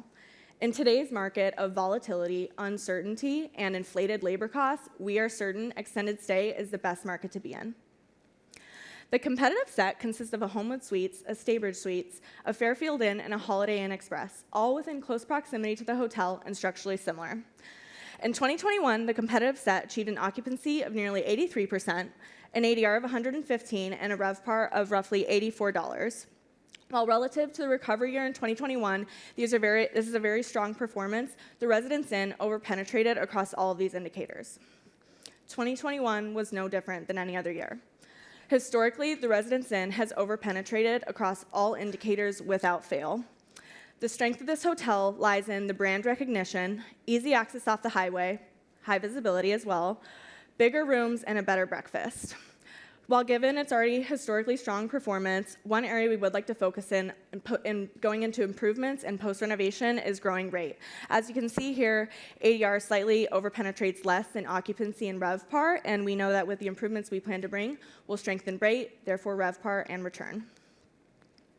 As far as potential threat, we see a pretty healthy supply pipeline with only 2 in construction and 1 in planning, all not directly competitive to the hotel. The Hyatt Place is 7 miles away from the university. True and Average draw in a different crowd and are not extended stay brands. Regardless, even during surges of new supply and then during a pandemic, this hotel has managed to far outperform its competitors, and we have no reason to believe it won't do so in the future. That being said, I'd like to move forward with the improvements we plan to bring. As Jalen mentioned, the hotel has not been fully renovated since 2015 and is well due for a refresh. Marriott expects a full PIP at roughly $30,000 per key. We were able to negotiate one item on the PIP, however. This was tub to shower conversions, down to converting 75% of the rooms, saving $5,000 across 30 rooms, totaling to about $148,000 in savings. We'll use these savings for overhead costs as well as reinvest in our thoughtful new source of revenue. This new source of revenue will be a hotel bar. We believed a lobby bar would be a profitable outlet as well as competitive edge to bring to the market. Credible sources from management estimated this bar would cost to construct roughly $50,000 to $60,000, bring in $3 per occupied room at a 25% expense ratio. This will drive roughly $83,000 straight to the bottom line, essentially covering the cost of construction in the first year. As you can see here, the revenue stream significantly impacts our return profile, bringing up our levered IRR from 26% to 30%. Bringing in a fully renovated hotel to the market with a new lobby bar, this is how we project our performance during the hold period.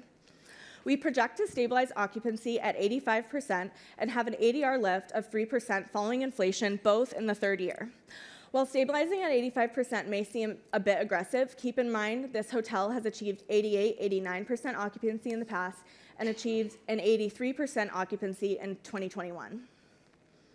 Now on to Lily A to cover more of the brand and management. Thank you, Lily P. Given our already historically strong performance, we plan on keeping it that way. We plan to relicense our contract with Marriott for 15 years via completion of the PIP and keep OTO Development as an operator. OTO Development is a well-known management company with knowledgeable and dependable staff. We chose to stay with this company because it has built and operated this hotel since inception, and therefore knows more about the hotel and the market as a whole. Here's our timeline for renovations. As you can see, in the third quarter of 2022 is when we plan to acquire the hotel, and afterwards we'll need around 12 months for planning. As Jalen previously mentioned, our downturn is during the summer session, and therefore that's when we'll be going through with our renovations for the property. Afterwards, at the end of August, which is our peak session, is when we will open fully, which is also when the University of Florida will start their football and kick it off. So now I will be discussing financial key metrics. Go to the next slide, thank you. On the chart to the left is our capital stack. A couple things to notice here is we are taking out 22% from total equity and 78% of total debt. While the 78% may seem high, it is not uncommon for a residence in and stabilized property like this in a strong market with a strong brand to take on this much debt. Additionally, one thing to notice is we will be taking out 65% from a loan from the Florida Credit Union, and the rest is estimated to come from the SBA 504 loan. Now, Florida Credit Union is a local community bank headquartered in Gainesville, Florida, and it has around $1.1 billion of market cap, which is lower than most commercial banks. But we have chosen to work with this bank because it is more local and it knows the market, and therefore will be able to give us a more accurate quote. Now we have created this sensitivity analysis regarding the relationship between the exit cap, purchase price plus closing costs, and the property improvement plan, as well as the IRR. As Jalen previously mentioned, we have a price guidance of $20 million with 6.9% entrance cap rate, which would give us an IRR yield of around 30.34%. Because this is a very competitive deal, there may be a possibility of pushing the bid price up to $22 million, which would still give us a yield of around 23%, which is still higher than the industry average. Another thing to notice is bringing in this new, fresh renovation, we plan on exiting at a 6.5% cap rate, around $28.5 million at our exit year, which is the fourth year. And after seeing this presentation, thank you. After seeing this presentation, it is clear beyond a doubt that acquiring the Residence Inn in Gainesville, Florida is a smart choice. Not only is it a solid investment, we are confident that you will move forward on this deal. We thank you for your time, and we would like to open up the floor to any questions you have. Thank you. Amazing job, ladies. Well done. Thank you so well much. done. Thank you. Don't be nervous. Look at all these people. Look at them. You're smarter than most of them and me combined. You got this. Okay, judges, let's go. Brian. More presidential candidates. Right? Seriously. Seriously. Your going-in yield is a 6.9%, and you're assuming a 6.5% exit cap rate. How did you get comfortable in compressing the cap rate in a rising interest rate environment? Yeah, so yeah, we recognize that it is a bit aggressive, but we thought that 6.5 would be totally reasonable given that we're bringing in a fully renovated hotel to the market, new lobby bar, as well as post-COVID demands in general going to go up, and we're really confident in that. I don't want to throw anybody we talked to under the bus, but we spoke to many industry leaders throughout this whole process to get their view and expertise, and we had a Zoom call with Neil Patel, and he actually told us to exit with the 5.5 cap rate. So we thought 6.5 was conservative, but I hope that answers your question. Who told you to exit with 5? Yeah, I don't want to throw anybody under the bus. They're smarter than most. They don't need any advice. It was Neil Patel. Okay. Yeah, he wrote it down. Let's call him out, whoever that was. Go ahead. John, Jim, are you guys going to fight for the mic again? I'm going with John. Yes, Kim, my name is Lily J. By the way, it seems your name needs to be Lily to be in this group. So fantastic job, I would just like to say. Thank you. So in your contingency, you had a 10% contingency within that. Do you think that rate was high, or are you comfortable with that contingency with the rising prices? Yeah, absolutely. We did actually account for that. We're pretty comfortable in the 10% contingency given that it's a very prototypical hotel. It's not a complex renovation. We did, however, account for if the supply chain issues, inflated costs with a 15% contingency, we would still yield a 29% IRR. Okay. Can you talk a little bit about, I guess, the dynamics within the market, right? The comp set, subject hotel, right, declined slightly in RevPAR. Right, the good news, right, as we all know, extended stay was one of the silver linings. So your 21 year-end RevPAR matched or beat your 19. But leading up to that, what caused the decline in the market? Yeah. In 2018, there was actually a surge of 8 new hotels in the Gainesville market, and all near the Residence Inn and the primary hotel market I mentioned. So due to that, it did go down, but even with that and a pandemic, they still are recovering better than we could imagine. So Yeah, really. our hotel went down, but so did the rest of the market. Yeah. So. Jim, are you contemplating or not? Come on. That was actually going to be my question as well. That's a lot of new supply to absorb, and you're right. It is. Given that, I understand the market dynamics a little bit better. Thank you.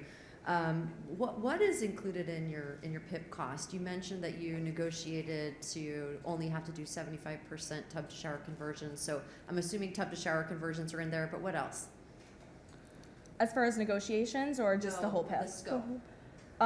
It's a full PIP. Yeah, So like change of ownership. Yeah, it hasn't been renovated since 2015, so it's not just cosmetic. It's everything in the lobby. Yeah. They still have a business center, and those are not necessary as much anymore, especially in a market like Gainesville. So we are going to get rid of that, and that's where we'll put in our lobby bar and kind of like a print and go station. Yep. So. Okay, so you have sort of a stabilized occupancy all the way through 25, but you see a rising ADR even with the increase in supply. Why do you think the ADR will rise? Yeah, that's a good question. So we only increased ADR 3% following inflation, which is pretty average for the industry, even given that inflation went up 8% in 2021, and I believe is going up like 5% in 2022. So we were pretty confident with that. We got a lot of opinions also on that, that was pretty average, especially Florida too. So yeah. Ryan, you got anything? Sure. Don't give that back to John. You'll never get it back. He's gonna go first next Yeah, time. no, you're right. First and last, and in the middle, I don't know. On the seasonality, are there any operational strategies you would look to deploy to kind of manage some of the seasonality of the market, especially in a 93% transient environment? Yeah, so the 93% transient from management that we got, they consider that anything less than 5 days, right? So anybody saying they're less than 5 days is accounted for transient. So I guess our strategy would be to fully renovate. Yeah, fully renovate and Yeah. So yeah, as Lily mentioned, open up, kick off the football season. That's when like our rates really surge. And then as Jalen mentioned also, there's a lot of events during the summer to kind of offset feed through that demand. Yeah. And I would say another thing is definitely there's potential for creating a sort of relationship with the University of Florida, kind of get some of their events to happen in our hotel once it's fully renovated and open fully in August of 2023. So that would be a great potential partnership, and definitely get more of like college customers, audience coming to our way as well, because we are so close and because we already have a lot of relationship with the students with the University of Florida's football and other events, but definitely want to bring more of that to the hotel as well. And luckily we are also, this is in our index, so we did not present this, but we are doing room conversions. So we are going to have 10 less king size rooms and convert those to double queens, which is more accommodating for families, which is what we see coming into our hotel according to management anyway. So And lastly, Jalen can mention the Little League sports area that kind of happens in Gainesville to demand, but there is a Little League. It's a big deal in Gainesville, actually. So a lot of families like that, not just related to the University of Florida, but the middle school kids playing sports too, their families come and stay at our hotel as well. So, Jim, you had something? I was just going to say, I think your comment was, right, we don't really compete with downtown, but arguably they're closer to Shands, correct? No. Shands is... Maybe clarify what that is? The hospital system. Yeah, apologies. Shands and HCA. I believe they're a 10-minute drive from the hotel. So, and we're an extended stay, which is more accommodating to the Shands Hospital and the accounts that we hold there versus like the True and Avid that I mentioned that are in downtown. As I mentioned in my presentation when I was speaking, the management company OTO, they have 2 accounts with Shands and HCA. So we plan to grow those accounts and also acquire new healthcare related accounts to hopefully increase our hotel's occupancy. Lisa? What type of groups are going to be coming into the new, is it an event center, sports center? Will that help to drive some of that seasonality that you see in the market currently? Yeah, I hope so. I know so. So it opens in January of 2023, and in the summer downturn months, they haven't, so I did my research on the property, and they haven't posted specific events that they have scheduled yet for this new event center, but like I said, they have a range from concerts, sporting events, auto shows, anything. So we know that with a dynamic property like that, it'll bring in events that will increase our occupancy. Yeah, thank you. Judges, anyone else? So a piece of advice, you know how you said, I hope, I know? Most of these people don't know anything anymore. So if you answer the question with confidence and without hesitation, no one will ever question you. I know. Okay, ready? I'm gonna try my teen slang on you. Your presentation was bussin'. You low-key killed it. Amazing job, ladies. Amazing job. Thank you. Congratulations. Amazing. Well done. Congratulations. Thank you, guys. Thank you so much. Wow. Amazing. John, where are you going? You want the microphone with you in the bathroom? Talk to me, brother. Okay, voting. Voting, it is your duty. You will win awards. And in the end, we also have the audience favorite, by the way. The winner here doesn't get decided by you, sadly, because you don't have any money to give them. If you do, we'll give you a big vote. But certainly the audience favorite is your choice. And please do it every time, don't forget. And amazing prizes await. Next up, we have a video from our friends and partners at GT, and for those who can't pronounce their name, we call them GT, Greenberg Guitarig, the law firm. So let it roll. Time.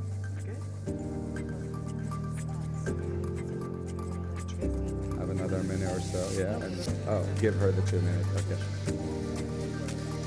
Walk.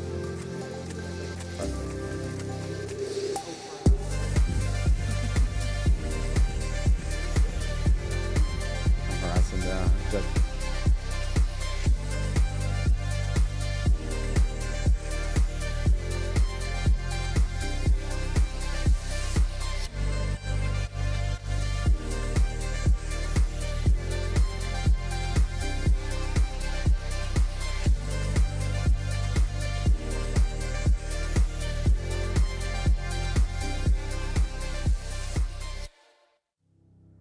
The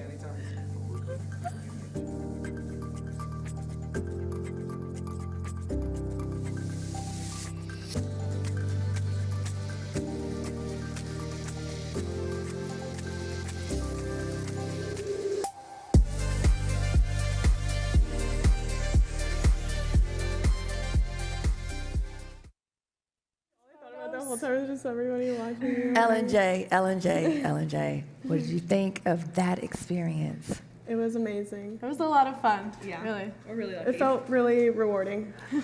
That's good to hear because I understand you didn't know each other prior to She Has a Deal. Not really, right? No. Neither my email. So team building is a very important component of She Has a Deal and building these sorts of experiences. Could you talk to the people about what it takes to trust the team? I think it takes communication. Yeah.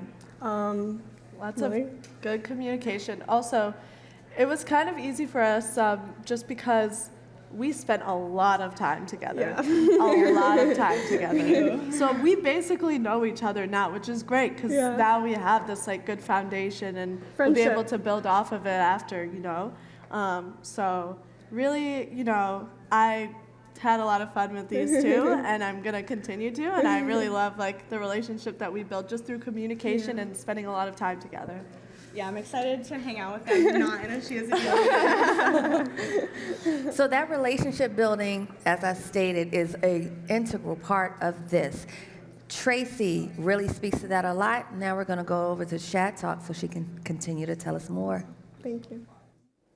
Vinay Patel, welcome back to SHaDPitch. This is your third year at SHaDPitch. You're a hotel owner. You own several hotels, and you just recently wrapped up your chairmanship at AHOA. AHOA is one of our partners, and we appreciate all the support that AHOA gives by the women who make it to the finals. They get an opportunity to come to AHOACon, so it's great. But I want to talk about, you know, the judging aspect, because you had an opportunity to judge 2 years ago. So talk to us about like what that experience is about and how you felt. Like the first year we were here in 2020 where we couldn't invite anybody. It was just the judges and the participants. But you know, you guys stepped into your role, did a fabulous job. Talk about your experience judging She Has a Deal. You know, that was probably one of the best opportunities for me to kind of expose myself to a lot of the young people out there. And it's amazing. You talk about the level of intelligence, level of presentation, level of the data that they all presented was simply amazing. And so I even took some of those Excel sheets for my own purposes and say from an investment side, hey, look, let me look at some of this stuff here. So that was an amazing experience. And again, more importantly, the fact that we're able to expose the younger group out there to kind of invest in different avenues in the hospitality side. It was a great opportunity. Now it also feels much better to be on this side here, a lot more relaxed compared to John and, you know. Oh yes, more relaxing than the... So it feels good to sit out here and observe and look and talk, so that's good. Right. So let's talk about this last pitch. Residence Inns were popular this year. What are your thoughts? Their pitch and their deal thesis, how realistic do you think it was? You know, they did a good job. You talk about the research they did. They picked the right brand. I think Residence Inn overall is a great brand. And it's especially from a newcomer perspective, right? And especially when you're looking at these brands here and something that's just simple to run and simple to operate, I think the Residence Inn brand is really well. And you know, when you look at the whole thesis that they had in terms of the renovations, to the room count, to everything that they had there, everything worked out really well. And university towns are great markets to be in. I think university towns got a steady demand generator. The university is never going to move anywhere. It's going to be there for a long time. And a lot of the new stuff that's coming in, I think it's a great investment on their side there. Now, one of their deal points that one of the judges brought up was their exit cap rate. I think it was 6.5, but they said, Neil said, they talked to Neil Patel, and Neil Patel said 5.5. Now, we're looking, you know, for deals, we're underwriting deals daily. And that's one of the things I'm really challenged with. I'm like, where should I set that exit cap rate? Are you looking at deals? Where do you tend to establish today for an exit cap rate? Yeah, I think that, you know, everybody wants to be aggressive. Obviously, you as an owner, as an operator, you want to be as low as possible to kind of get the money out of the deal. Even some of the other projects today, what I saw on their presentation, I thought they were a little bit aggressive, but especially with the rising interest costs. Now we're hoping that by 2025 or 26 or whatever the exit period they're looking at, hopefully things would have stabilized at that time. And in my personal experience, running and operating and building these hotels, what you project now and 5 years later, it's always completely different. It's all these are just, I'm not saying it's a guessing game, it's an educated guess that you're trying to get out there and stuff. So it could be a little bit aggressive, but I think overall in the long term, it'll come back to the price that they need. Now, if you were judging, would you take that in consideration in your scoring? Because there's, one of the components is, she has market analysis, she has financial analysis, or, where would you have looked at that? The key thing is to back up the data, right? So I can say 4%, 2%, or 6 or 8% in terms of cap rate, but if you can back up the fact that, hey, I think that this is going to be here because of this, that's the key thing there. And so, again, I think that as long as you can back the data up is how you want to judge them on the side. Yeah, I thought it was interesting. They chose a 504, and they were going up to, was it 78%? How would you have looked at that as a judge?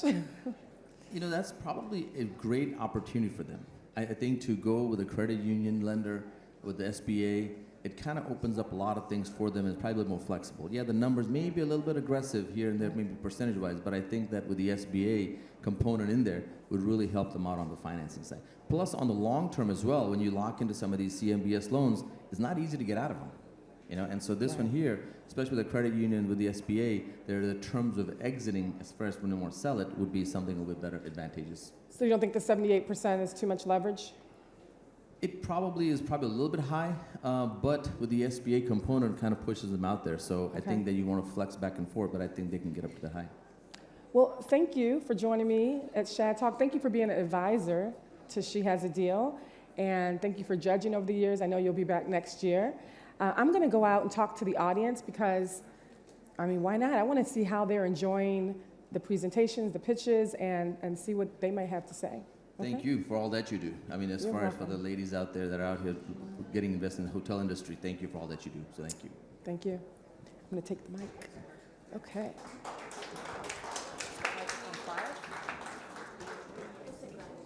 Okay, how's everyone doing? 3 pitches down, 3 to go. I'd like to hear from somebody about what's going on in the room.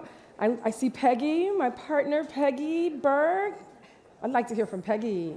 Peggy, how's it going today? They are fantastic. Yes. I just love this.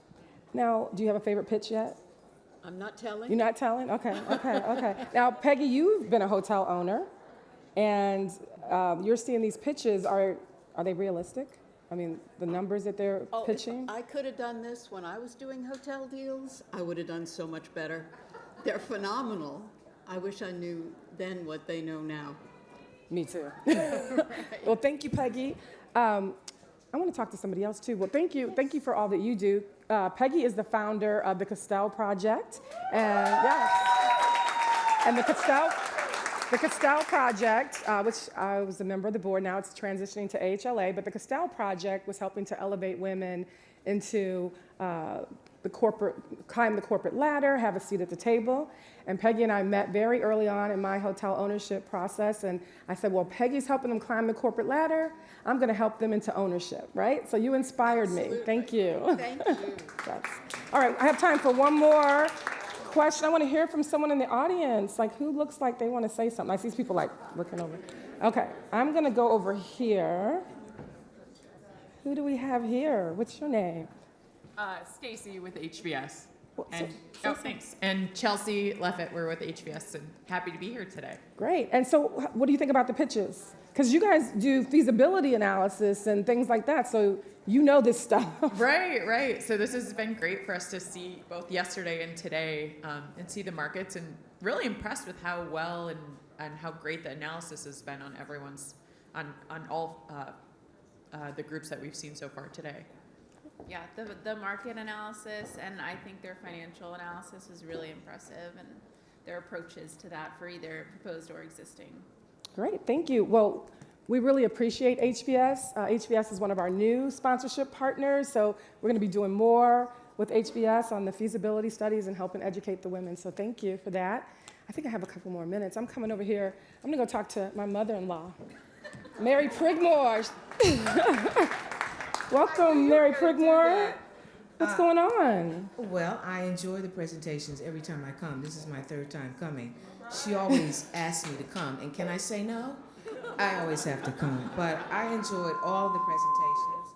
I have made my mind up a little bit, but they all did a great job. I know the first year you had your winning team and they didn't win, and you were very upset about that. And I'm like, you don't even know anything about hotels. Like, what? But I do. I have been an entrepreneur. We did hold some restaurants. Right. Come So, on. okay. And I am a realtor, and just by the way, in Maryland and Virginia, just so y'all know. Oh, let me take it back. Okay, I see investors over here, so I want to talk to a couple of investors over here. I have Sabrina Coleman all the way from Seattle. She's invested in 3 hotels with TLT Solutions. So what do you think about these pictures? Would you invest with these ladies? Absolutely. It is just an honor to be here and see all the wonderful support in the room. These women are brilliant, brave, and just showing what they can bring to this industry and this ecosystem. So, Tracy, congratulations. Thank you. Thank you for always being a wonderful shining star to so many of us. And I look forward to seeing you next year. So let's keep supporting women, because as women grow and evolve, then the outcomes are going to help the entire world. So thank you. Thank you for being supportive. Right. So, Tracy, stop stealing my spotlight. It's oh, all no, about okay, me now. I'm sorry, Come on. Bashar. It's all about I me. just wanted to talk to the audience. They look so good. Forget the audience. It's all All about right, me. I asked you to come all the way here from the West Coast. Thank you. Take it away. Okay, we're going to throw it back to Glenda in the back, see what shenanigans they're up to. And we have another amazing team coming up. So put TikTok away and let's roll. Will you agree with me? The energy here is real. I feel it from these two. It must be the sunshine from sunny California. Definitely. Are you That's right. ready to spread that sunshine? Yes, ma'am. All right, let's You're go. All righty. All right, next up, we have L&B Hospitality Consulting, 2 undergrad students currently attending San Diego State University, 74 and sunny, 300 days a year. Yes, we hate them for it. They're at the Payne School of Hospitality and Tourism Management. We have Breelyn Smith from Las Vegas, Nevada, where I just was. She plans to become a hotel analyst while working her real estate license to become a certified hotel broker. And Lauren Graff from Aurora, Colorado. She's moving to Columbus, Ohio for an analyst internship with Rockbridge, and I'll talk to the boss for you, I know him, pitching the Courtyard San Diego Vista development deal in Vista, California. Ladies, the floor is yours.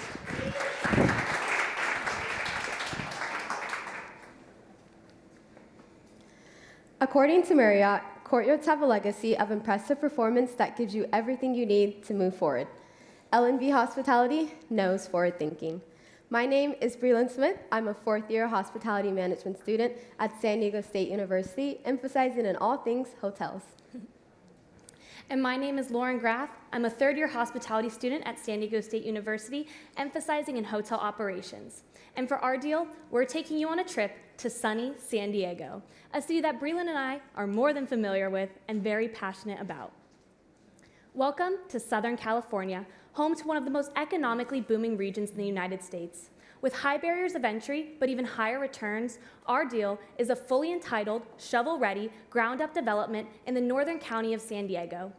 Our property will be an upscale courtyard with 121 guest rooms, 4 floors featuring a casual bistro, a workout space, and limited meeting space, all located on 2.6 acres of land.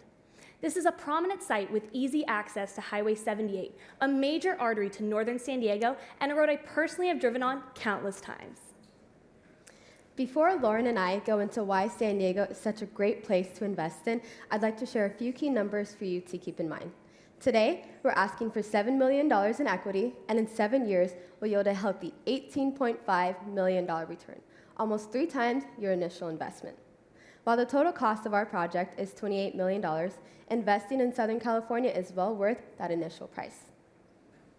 Vista, California is located in North San Diego County, just 15 minutes inland from the ocean front.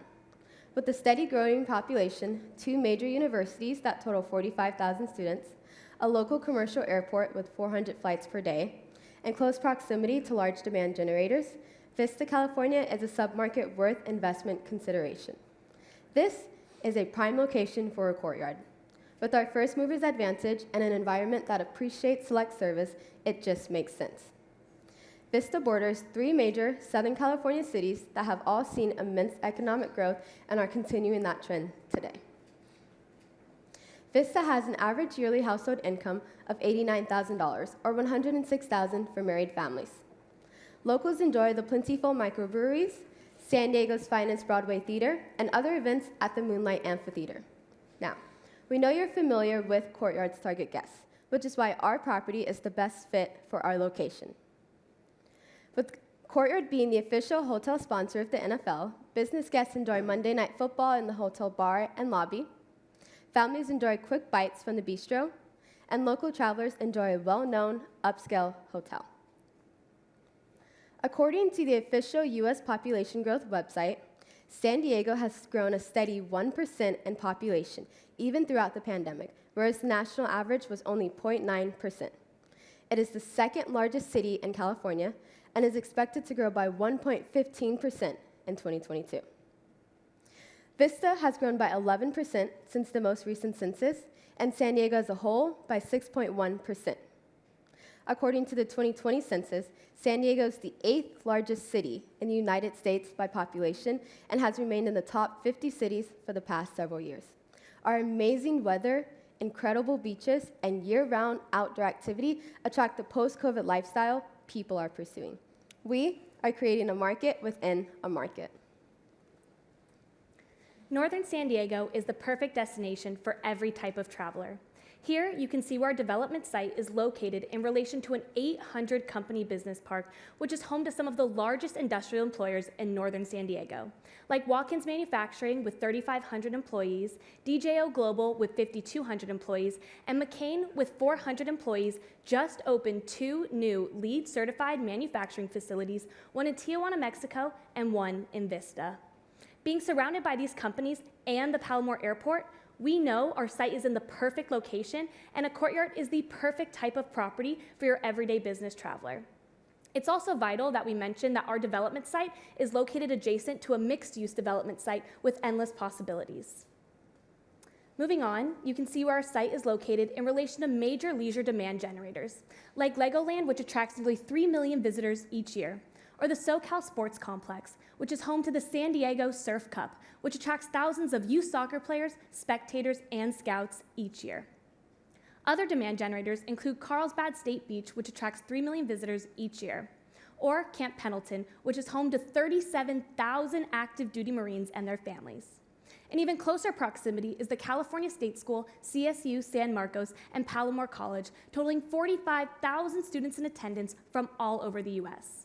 Given these demand generators, the $18.5 million return proves that the one thing this submarket is missing is a prime upscale hotel for your everyday traveler.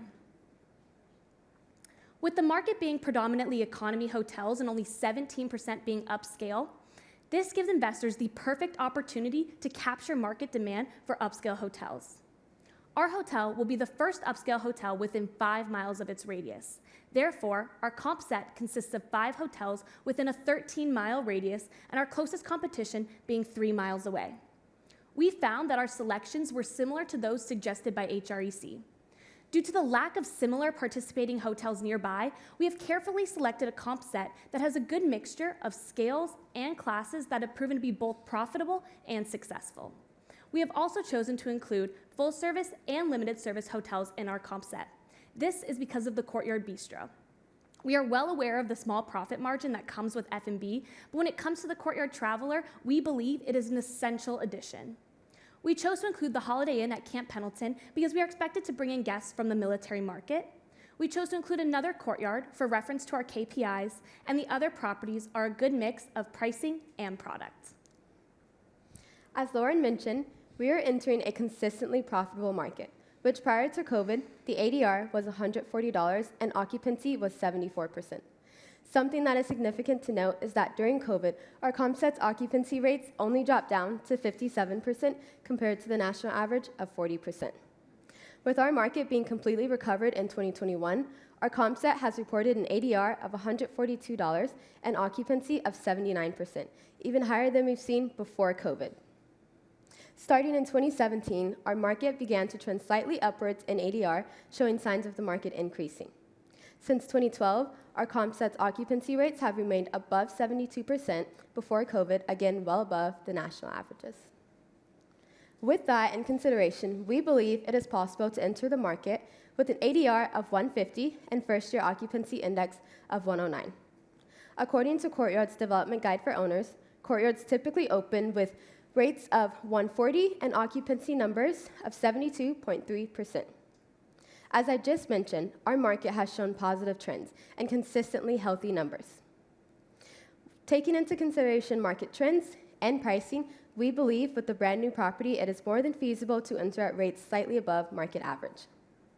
We project a stable occupancy of around 80% from 2024 to 2029, taking into account new supply entering the market, as well as our ADR to grow a consistent 3% each year. We believe our projections are a healthy mix of conservative and aggressive, but are more than feasible with the growth we are seeing in San Diego today. Considering our location and climate of the economy, we've priced our total construction costs at $23 million. We've based this number off of the Marriott Select Service Cost Summary, taking into account the 2022 City Cost Index, as well as the HVS Hotel Cost Development Survey 2021. We found that building in San Diego has a lower cost index than 20 other major California cities, including San Francisco, San Jose, and Los Angeles. We would also like to note that we understand costs may vary due to supply chain shortages and current world events. We've priced our fully entitled and shovel-ready land costs to be $4 million based off size of lot and projected revenue per room. We estimate $1 million in closing costs, bringing the total cost of our deal to $28 million or $232,000 per key.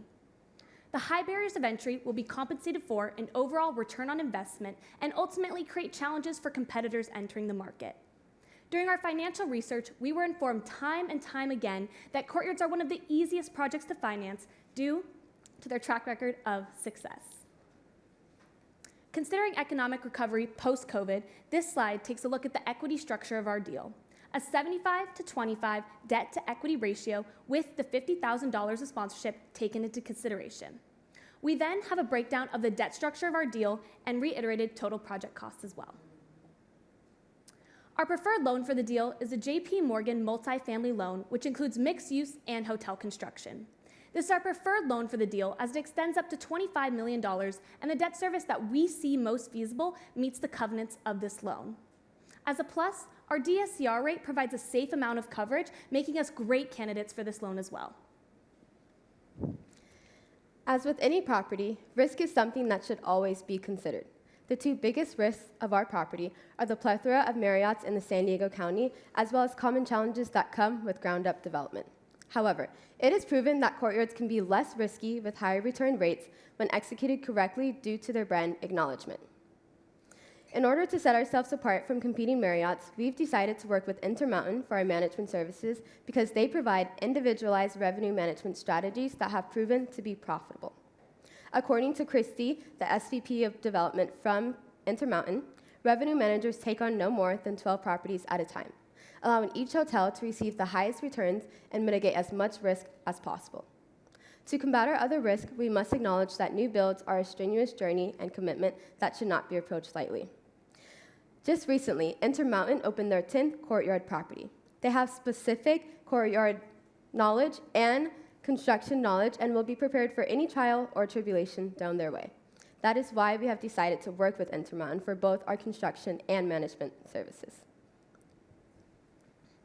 It's no secret that the California real estate market continues to grow year after year. It's better to invest sooner rather than later. As mentioned in the investment overview, investors will have the opportunity to almost triple their initial investment in addition to the 7% cash on cash at time of sale and a MOIC of 3.1. Our DSCR provides a safe amount of coverage with anywhere between 1.5 to 1.8%. After a 7-year holding period and a sale in 2029, investors can expect an IRR of 17.2%. Holding this property for 7 years rather than the average 5 will result in a higher return for investors and take into account the time allotted for construction. When talking to developers in California, one of the biggest challenges of a new build is receiving land entitlement. Fortunately, we already have 70% of thematic drawings complete, as well as grading plans. Our land is shovel-ready and entitled by the city for a prototypical courtyard property with bistro bar and liquor hours. These approvals and entitlements make this the ideal California deal for developers. Like Breland said, the land is already entitled by the city and is shovel-ready. We already have renderings for the property, and it is approved by the Planning Commission of Vista. Because of this, we can predict a more seamless investment and construction timeline. We predict a project start date of Q4 2022 and an opening date in Q3 of 2024. Our ready-to-go land, combined with Intermountain's experience in new builds and courtyards, will create a feasible timeline for construction and ultimately the highest return for investors. With having a new build, we have found it most wise to hold our property until year 7. In year 7, we have an EBITDA of $2.8 million with an expected NOI of 2.6. With our total project cost being $28 million, we are confident in our sale price of $37.5 million with an exit cap rate of 6.5%. We are confident in our sale price based on our conservative financial projections as well as average courtyard projections. We believe in our consistent occupancy numbers based on market trends and the average courtyard projections. People are flooding to less saturated inland cities in California.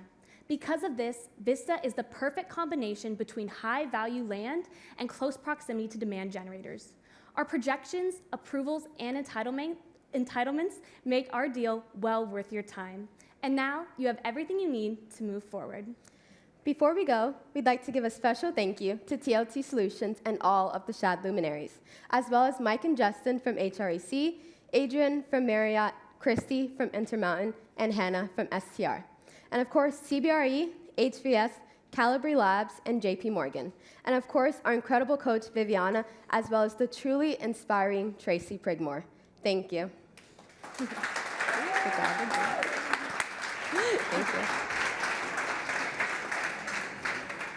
A junior and senior in college, how many presentations have you all sat through with people 3 times their age and you're like, what are you saying?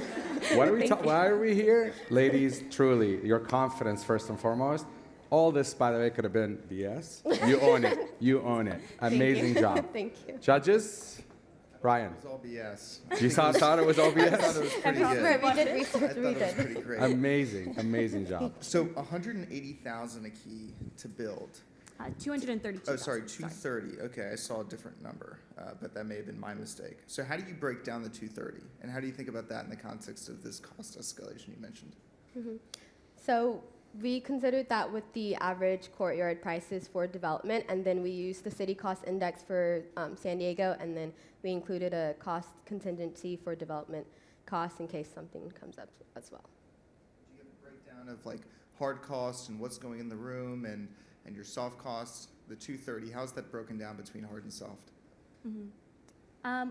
Just because it is a new build, we did take a look at the Marriott Select Service cost summary, and it has a rough breakdown of hard costs and soft costs, but not an exact breakdown exactly of the type of furniture going into the room. I know prototypical Marriotts come with, a standard bed, desk, nightstand, TV stand. Yeah. So it would be pretty typical to a prototypical courtyard.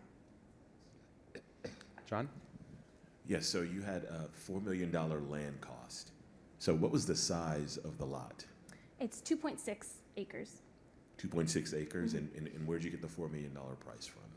So HREC projected us with $5 million, but we were informed that we could back into that lot price with the $4 million based on the land size and our projections as well.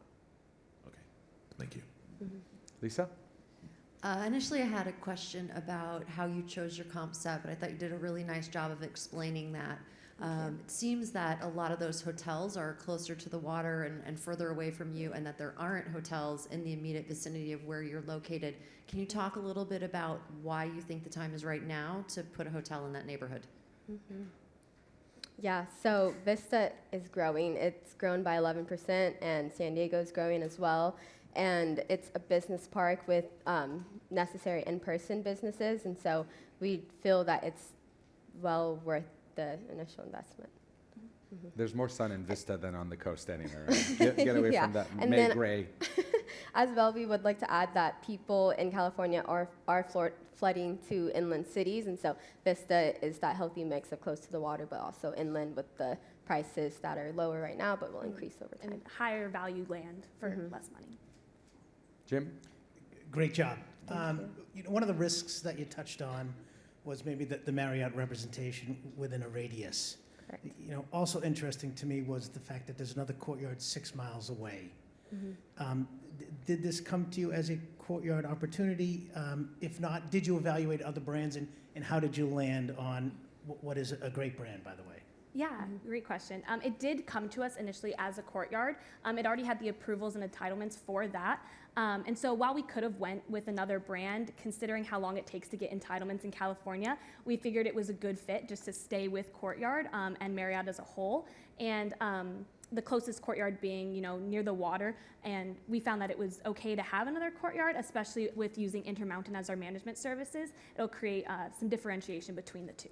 He's just trying to sell Hyatt. Don't listen to him. Brian? He asked it for you. You're going to trash Courtyard again? What's going on? Hardly. We're all friends here. Good. Go ahead. I think that, Brian hit the nail on the head with regard to construction cost. And I know I sound like a broken record, but whatever we have in our FDDs is probably not accurate. So as you continue down the path, and no better partner than Intermountain for helping estimate those costs, but not uncommon, to be off by 20, 30, and even a little bit more. I think the other comment that I would make is, even some of the most seasoned hotel developers, owners, and operators would struggle to get to 75% leverage at a 5% interest rate. And so I guess just general comment, take a closer look at that. Okay. Gotcha. Thank you for that. Anyone else? Brian? Thank No? you. Nice job. Ladies, amazing job. Congratulations. Well done. You're done. It's Thank over. you. All right. Nicely done. Thank you so much. Thank you. Judges, thank you. Obviously, you've taken time out of your schedules, and you're doing a great job encouraging these lovely ladies and help them along the way. So we are grateful to you. Vote. If for anything, just for some free stuff. You could take the URL too, right? No, I don't want you to take a picture of me. Do the picture of the QR code. Okay, next up, we have a video from our friends at Hilton. Let's see that. Our team members represent hundreds of nationalities and span multiple generations. We're dedicated to creating the best, most inclusive home away from home for all of our team members. We're doing this by listening and learning from our team members' unique perspectives and empowering our global team member resource groups, which build communities across the diverse segments of our team and share their unique perspectives as we design our business strategy. We're proud of the meaningful work we've done over the past decade and honored to have received recognition for our efforts. But we know there is more work to be done. We believe that Hilton is an engine of opportunity and a beacon of hope for everyone we serve. We're so appreciative of all our partners and our team members who are with us on this journey and look forward to our bright future together. Feels good, huh? Yes. Oh my gosh. So tell us again, what university are you affiliated with? San Diego State University. San Diego State University. University. Does that sound familiar to anyone? It's a small who's been school. following She Has a Deal since 2020? Yes, since the first year, yes. Is there anyone here today? Yes, there is. Lexi, Kesley, Viviana, all alumni. Carl, And Carl, yes. Carl Winston. And Carl. Yes, let's not forget Carl, who's been here from day one. Yes. Oh my gosh. No pressure to the other teams, but you guys are stomped into this deal room en masse. Well, we're proud of you. Thank you. Now we'll go over to Tracy, and we'll continue the Shad Talk. Sounds good. Carl Thank Winston is here with me for Shad Talk. This is the first time I've had someone from the university, a university professor, to sit with me and talk. But I thought, because you've been here from the beginning, I'll never forget, I was sitting in the parking lot for a site visit for the first year, and you and I had a conversation. Do you remember that? I do indeed. Yes, and so what were we talking about? Remember we were talking about women thinking that they don't have that financial acumen and how that was ludicrous? You know, a lack of confidence that a lot of young women have that they should have, but they didn't until you started this thing. And I was one of those blue suit old guys at all those conferences witnessing for the last 40 years a lack of representation at these conferences. And part of it is being solved right here, right now. And it started 3 years ago in this room. And I remember it was you, me, your mom, one of my students' moms, and that's about it. We had to tell people they couldn't come because of COVID, but I'm glad we're all here today. Now, I felt a little sense, and tell me if I'm wrong, but when, I seriously remember sitting out in the car and I felt a little skepticism on your part about sending a team. Did I feel correctly, or tell me what you were thinking? I felt like I was trying to convince you to bring a team. Yeah, it was one of those where it was an idea. You had the vision, and I was a reluctant early adopter. And I have to say, I wasn't dragged into this thing, but we're really proud to be here for the third year. We had 2 teams this year. One of them just presented, and I really have to thank you for being incredibly persuasive. You were absolutely right, and I'm a big believer now. Yeah, and you had the first team, which I am grateful that you brought, because I met Viviana, and Viviana now works for TLT Solutions, and she is amazing. Yeah, she is. And no, don't tell anybody around here, because they're already trying to recruit people that I need. But nevertheless, I want to talk about the team that just pitched. Tell me, you were watching, tell me what you were thinking. Did it meet your expectations? I can't, well, they're probably watching, so I'll have to say yes.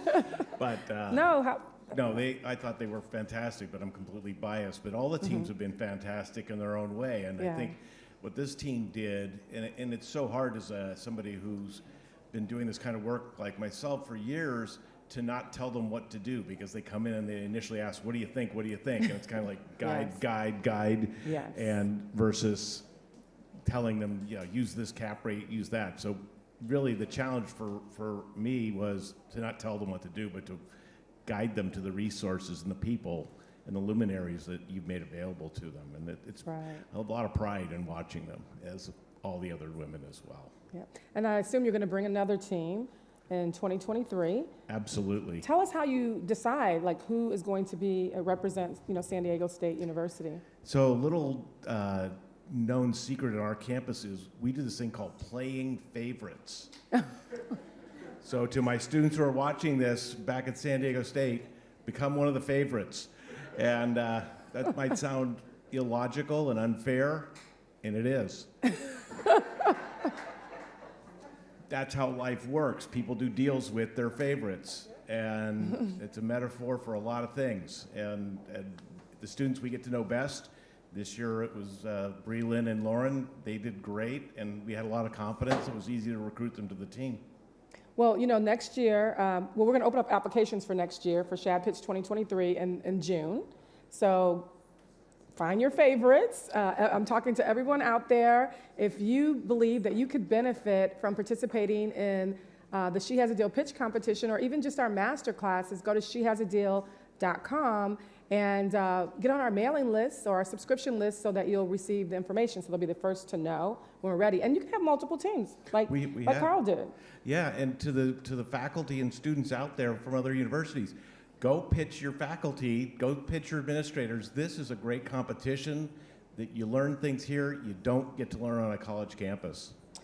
Thank you for that, because it indeed is that. So it's everything that I wish I knew before I stepped into hotel ownership, and everything I learned along the way, we've put as a part of the SHaD Masterclass curriculum. And so we are looking, again, for some brilliant women. They're all out there who want hotel ownership as a part of their professional career. Yeah, can I just say one last thing? Absolutely. To the women who do this competition, it will change the way you think for the rest of your career. You can't go back. It's kind of like the Matrix. You're taking that red pill, and you're never going to see the world the same ever again. And it's a fantastic life. That's great. Well, thank you, Carl, for coming back for the third year in a row, sending 2 teams. And we'll see you at the awards luncheon. Thank you. See if SDSU can take it home. Thank you.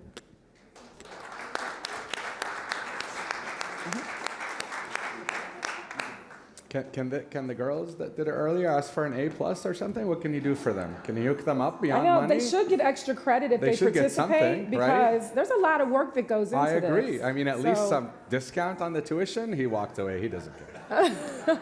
It's all about Blackstone. Nobody wants to write a check about Blackstone. So Oh, Blackstone's in the house. look, he's Brian ignoring us too. Kaufman. He's Yeah, I ignoring know. us. He's like, oh, Brian, exit stage left. So, how's it going? I mean, how are you enjoying this? I am honored. I mean, this is truly the highlight because Okay. we all talk at conferences and talking heads, but you know, when you feel that you're making an actual difference, that's what it's all about. So we're grateful for what you do again as an industry, and we all need to do our part. So I consider this a tiny part of Absolutely. me doing my part. Yeah, no, I appreciate you've been on social media promoting women and hospitality and encouraging women in hospitality. So when I needed an MC, when your name was mentioned, I was like, Somebody who's full of it. She's like, oh, I know a guy who's full of it. I'll call on him. Yes. But look at our audience. Aren't they Amazing. beautiful? Give the Amazing. audience a round of Amazing. applause. Amazing.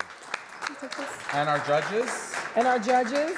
I mean, again, we cannot thank you all enough. This has been amazing. I mean, I see sponsors in the room. I see investors in the room. I see friends. I see family. I mean, it can't get any better than this. So if somebody wants to get involved, right, with what you're doing, Right. they can go to their company and say, hey, this is a great thing. We should get involved in any Absolutely. way we can, right? Because- Resources, money, etc. Money. Money's always good. So, because it really does take a village, right? Absolutely. To bring this together, and it takes resources, and we need the entire industry to step up and be a part of She Has a Deal, because we're bringing to the world, right, the brilliance of all these amazing women. You've seen, I mean, we have 5 amazing pitches today, so talented, and it would be a shame if these women don't have an opportunity to step into ownership. I'm seeing data that says, I think Castell Project data says 10% of women are part of ownership, only 10%. Then I heard earlier this morning, 7%, only 7%. That is not enough feminine sad. energy. It's sad. That And is by the not way, enough. you guys all know, the ultimate decision maker for travel is women. They make the decision on where to travel. So it makes sense, right? Right. We need more of them at the top because they're making the decisions of where to go. So, yes. and vendors, by the way, in terms of sponsorship, this is not limited to hotel companies. You know, if you're a vendor to the hospitality industry, what a great way to get involved. That's right. Anyone can be a sponsor if She Has a Deal. If you like what you see, if you think that your company can benefit, we want to have a mutually beneficial relationship with our sponsors. I mean, I understand that there is an ROI that's needed. We're trying to transform the industry, and we need support. These are our future CEOs. These are our future you're CEOs making an and investment. hotel Exact- owners, yep, yep, women yep, founders. yep. The products and services that they create will be in the marketplace where everyone is yearning, for that blend of the feminine and masculine. We're too masculine right now. Tell me about it. Well, again, I appreciate you coming. I mean, you course. flew all the way from the West Coast to be here, and I Happy to. really appreciate you. We have our awards luncheon coming up after this last and final We're in pitch. the home stretch. And I hope all of you are planning to join us for the luncheon. We have a power and number panel with the CEOs. I can't believe they all agreed to be in one They room. all Like agreed if to be something here. went wrong, the industry is wiped out. It's pretty amazing, right? It's something I'm never going to forget. Amazing. But I'm ready to challenge them. Grill them, will you? Challenge them. I know they're all competitors, but I'm ready to challenge them. How do we come together as an industry to elevate women into ownership? So to change that 7-10% number to at least 40. Come on, guys, 40. Can we get 40%? We'll take step by step. We'll take step by step. We'll take Okay, anything so I'm we going get. to challenge them. Well, what's the split in our population, female to female, female like to male? Do you know? 49-51 Okay, or so something we should like do that. just the right amount. Right, but I'm just trying to get to Settle 40, for 40. while Okay, I'm I like alive. it. If I can get to 40. I like it. You got plenty of time. If I can get to 40, that'd be great. Right. So I hope everyone's coming. There are shuttle buses, right, that are going to take people and I'll over remind to the them later. luncheon. Yep. And I'm excited because we have some special Shad swag for all of you too, so you definitely have to come and check that out. Our judges want increases, so please talk to the CEOs and maybe some, extra stock options or whatever. I'll throw some our way too. We'll take it. So great. And then we're going to be announcing the winners. So I am nervous about who's going to win. This group that we've seen so far, I don't know how you guys are going to it's going to be hard. Determine who the winner is. I'm glad I don't have to choose. That's why I invited all you to come to choose, because $50,000 in deal equity is on the line. Is real money. And these gentlemen and lady are the ones deciding the winner. Yes. Amazing. They are. Pressure on you. So $50,000 is in your hand. You're going to crush the dreams of so many. How are you going to make the decisions? So I feel for you. I do not want to be in your spot. So, but I'm sure you're going to be very thoughtful about it. And ultimately, there can only be one winner from you. But audience can have their favorite, and that'll be a winner too. So don't forget that part as well. The viewer's choice. So I'm going to step off so you can get ready for the spotlight. Pitch number 6. Pitch number 6. We're ready. Here we go. Let's go backstage to my friend Glenda back there and see what, again, trouble they're causing back there. Oh, yeah, there they are. They're looking at us right now. Oh, my gosh. I mean, it's a whole party back here. We have team number 6. Oh, my goodness. The energy. I talked about it earlier. You have it. You got it. Yeah. I need you to give it to everybody out there. Are you ready? We're ready. You're ready? Are you ready for us? You can probably this is Cher Barlow. Oh, man. Time to switch to decaf, ladies. Seriously, wow. All right, here we go. That was the first time I'd ever worn that. Last but not least, we're in the home stretch. Intro pitch number 6. Lumen Investments, 2 undergrad students currently attending California State Polytech University in Pomona, California, Hospitality Management Program. We have Shanti Wong, Diamond Bar, California, plans to work in hotel operations. What are you thinking? I'll talk you out of that. And Valerie Fang from Walnut, California, plans to pursue asset management and investment analysis. And they are pitching a town place suites development in LaGrange, Georgia. Welcome to the stage, ladies. Floor is yours. Okay. Wow, this feels good. Yeah, this feels good. I love attention. I'm the middle child. So. Okay.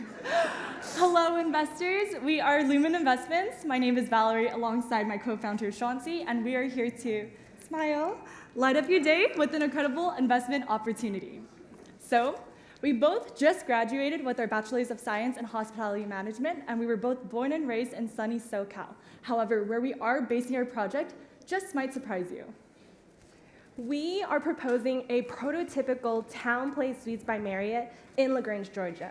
So when we were coming up with our business thesis, we had 2 main criteria. First, we wanted a location that was already locally loved and just beginning to garner attention from a wider audience. Our second criteria was to have that location be suited for extended stay. As we all know, extended stay was just the darling of the pandemic, and they still retain the ability to capture demand from every travel segment. So from a holistic overview, LaGrange, which is circled in red, is on the border of Georgia and Alabama. It is alongside 2 major interstates that funnels travel from Montgomery to Atlanta, and its neighboring cities consist of Columbus, that has a huge Army base for basic training, along with Tuskegee, which is home to the first African-American aviators, the Tuskegee Airmen. We are also near Auburn, that has a huge major presence in college football. And after speaking to Andy Briggs, one of the hotel owners in Montgomery, he informed us that the demand spills over into Montgomery, and we hope that that could be shown onto our site as well. So to execute our vision, our plan is to acquire a 12-acre parcel located on 2170 Whitesville Road. We plan to hold and develop this asset over a 10-year horizon, which will yield us an IRR of 27%, a MOIC of 2.01, and a cash-on-cash return of 15.5. As land has become increasingly attractive in LaGrange, we do see that extra acreage becoming an additional income stream as through a lease and or sell strategy. So as we look at LaGrange's market segmentation, they host a strong demand for business and leisure, and because of its unique geographic location, it is positioned well to capture those transient travelers. So starting off with our business demand. LaGrange is very much an industrial-focused city. So one particular standout is the Kia and Hyundai auto manufacturing plants. The only Kia plant in the entire US. that feeds to over 755 dealerships is located 15 minutes away from our site. Kia already has a history of outsourcing to 2 hotels in LaGrange, and they provide transportation for any employee who needs to undergo training and require that temporary housing. We believe that as the newest asset to the market and competitively the closest, we can place their trainees in our hotel via contract. This map here shows just a sample to the abundance of businesses that is present within LaGrange. We can see here there are several Fortune 500 companies such as Walmart, Duracell, and Kimberly-Clark Corporation.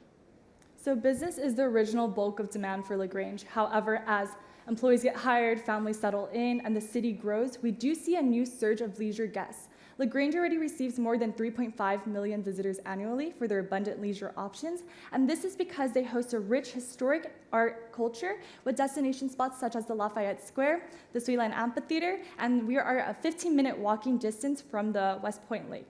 With 525 miles of shoreline, this area is famous for their trophy bass fishing tournaments that brings in more than 1.5 million visitors annually. As we look at its main attractions, we are a 10-minute walking distance from the Great Wolf Lodge, one of the largest indoor recreational parks in the United States. It is 1 out of 3 locations in the Southeast, and families would prefer to stay at our location rather than the Great Wolf Lodge because of our friendlier rates and practical rooms. They could essentially save up to $300 a night if they were to buy a day pass and walk those 10 minutes. So we also attract families and couples looking to visit the Wildly Brew Company, the Wild Safari Zoo, and the Callaway Resort and Gardens.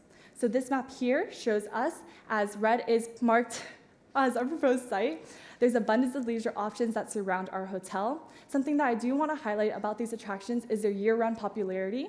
A great example of this one is the Wild Safari Zoo that is a 500-acre park and was pandemic-proof because of their 3.5-mile drive-through option.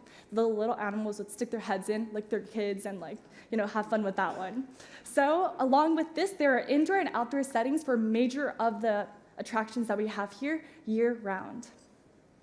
So now that we are transitioning over to our transient demand, our location has excellent visibility to 2 major interstates with high vehicle per day counts and several highways that flow in and out of LaGrange. LaGrange is also home to the Callaway Airport, available for both commercial and medical use. This regional airport is a preferred choice for any traveler or business looking to book a direct flight to LaGrange.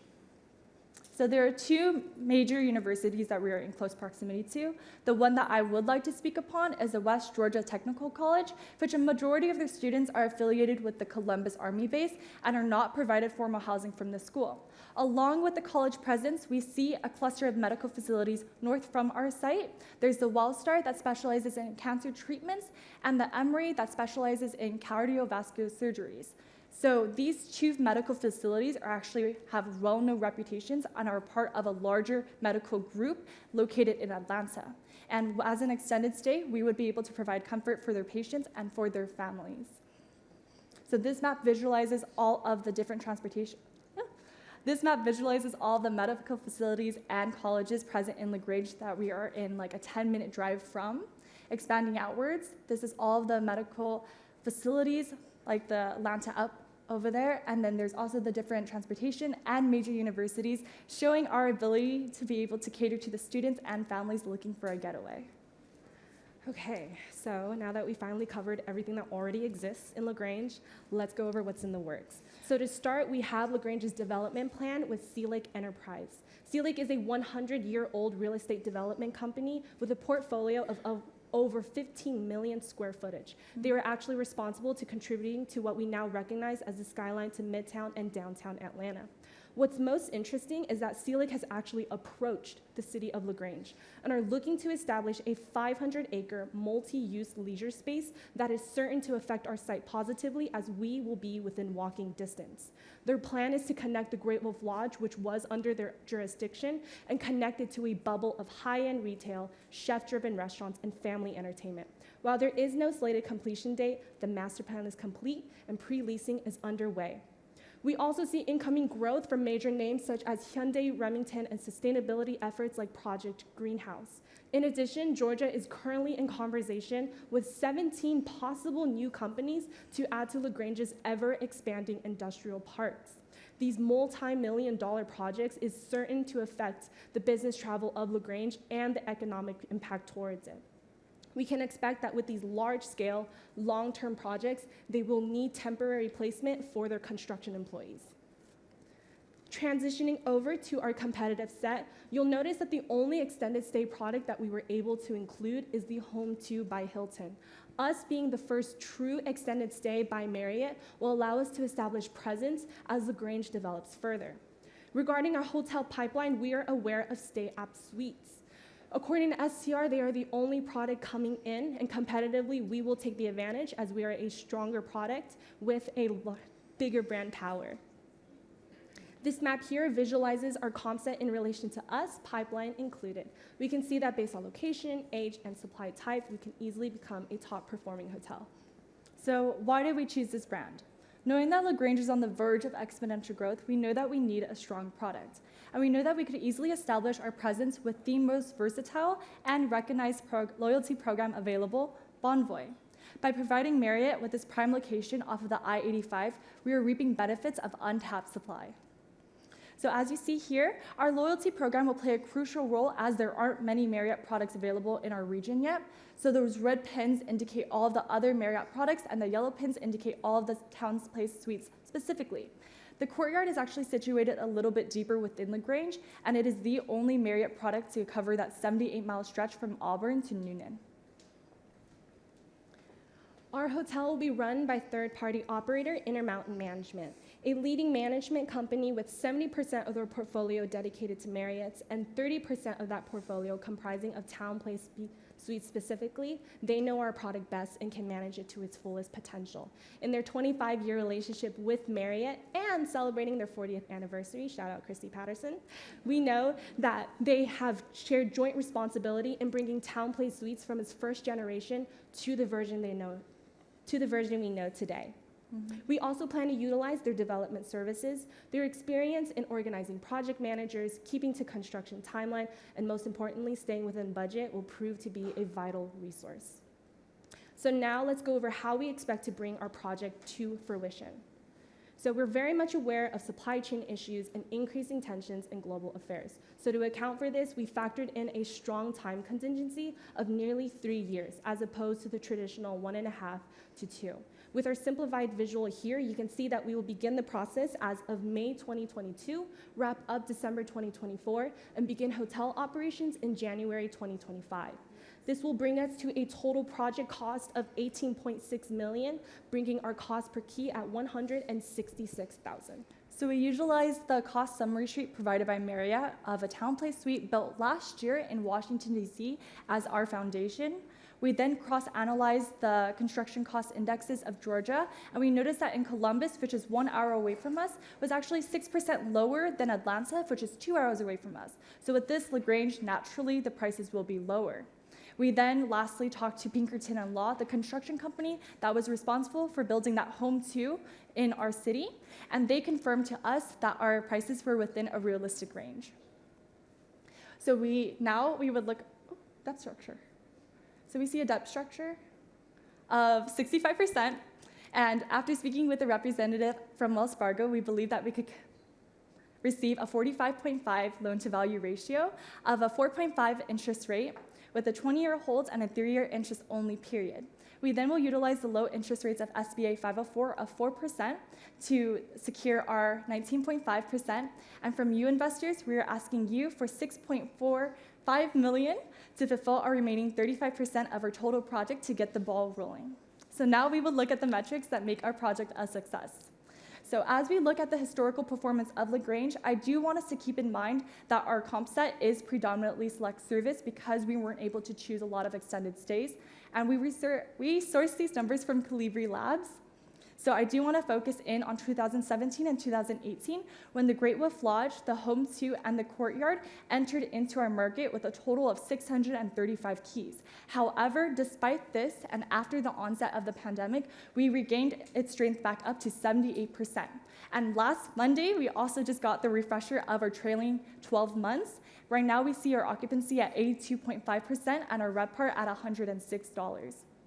With this, we feel very confident with our site, as Q1 is usually the lowest quarter of our season, and it's already seen growing its potential. So when we were considering our projected performance, we made sure to take on cautious numbers with our comp set, and we placed ourselves in accordance to it. So as you can see here, the blue line represents our comp set, and the red line will indicate our subject hotel. So starting off with our occupancy, we are staying within that 82% that we saw in Q1 of 2022. The reason why we're confident in this is because we have seen history within LaGrange that it is growing and it can support that growth. Over to our ADR, we kept in mind that premium price that we achieved in 2017 when the new supply came in, but was still able to achieve a 3% year-over-year growth. For our subject hotel, we put in a 4% growth because we want to perform just slightly above that inflation. This will bring us to a RevPAR of $85 in year 1 and $135 in year 10. Okay, and looking at our snapshot of our performa, we see increasing margins in the next coming up year. And so now, unfortunately, all good things, it must come to an end.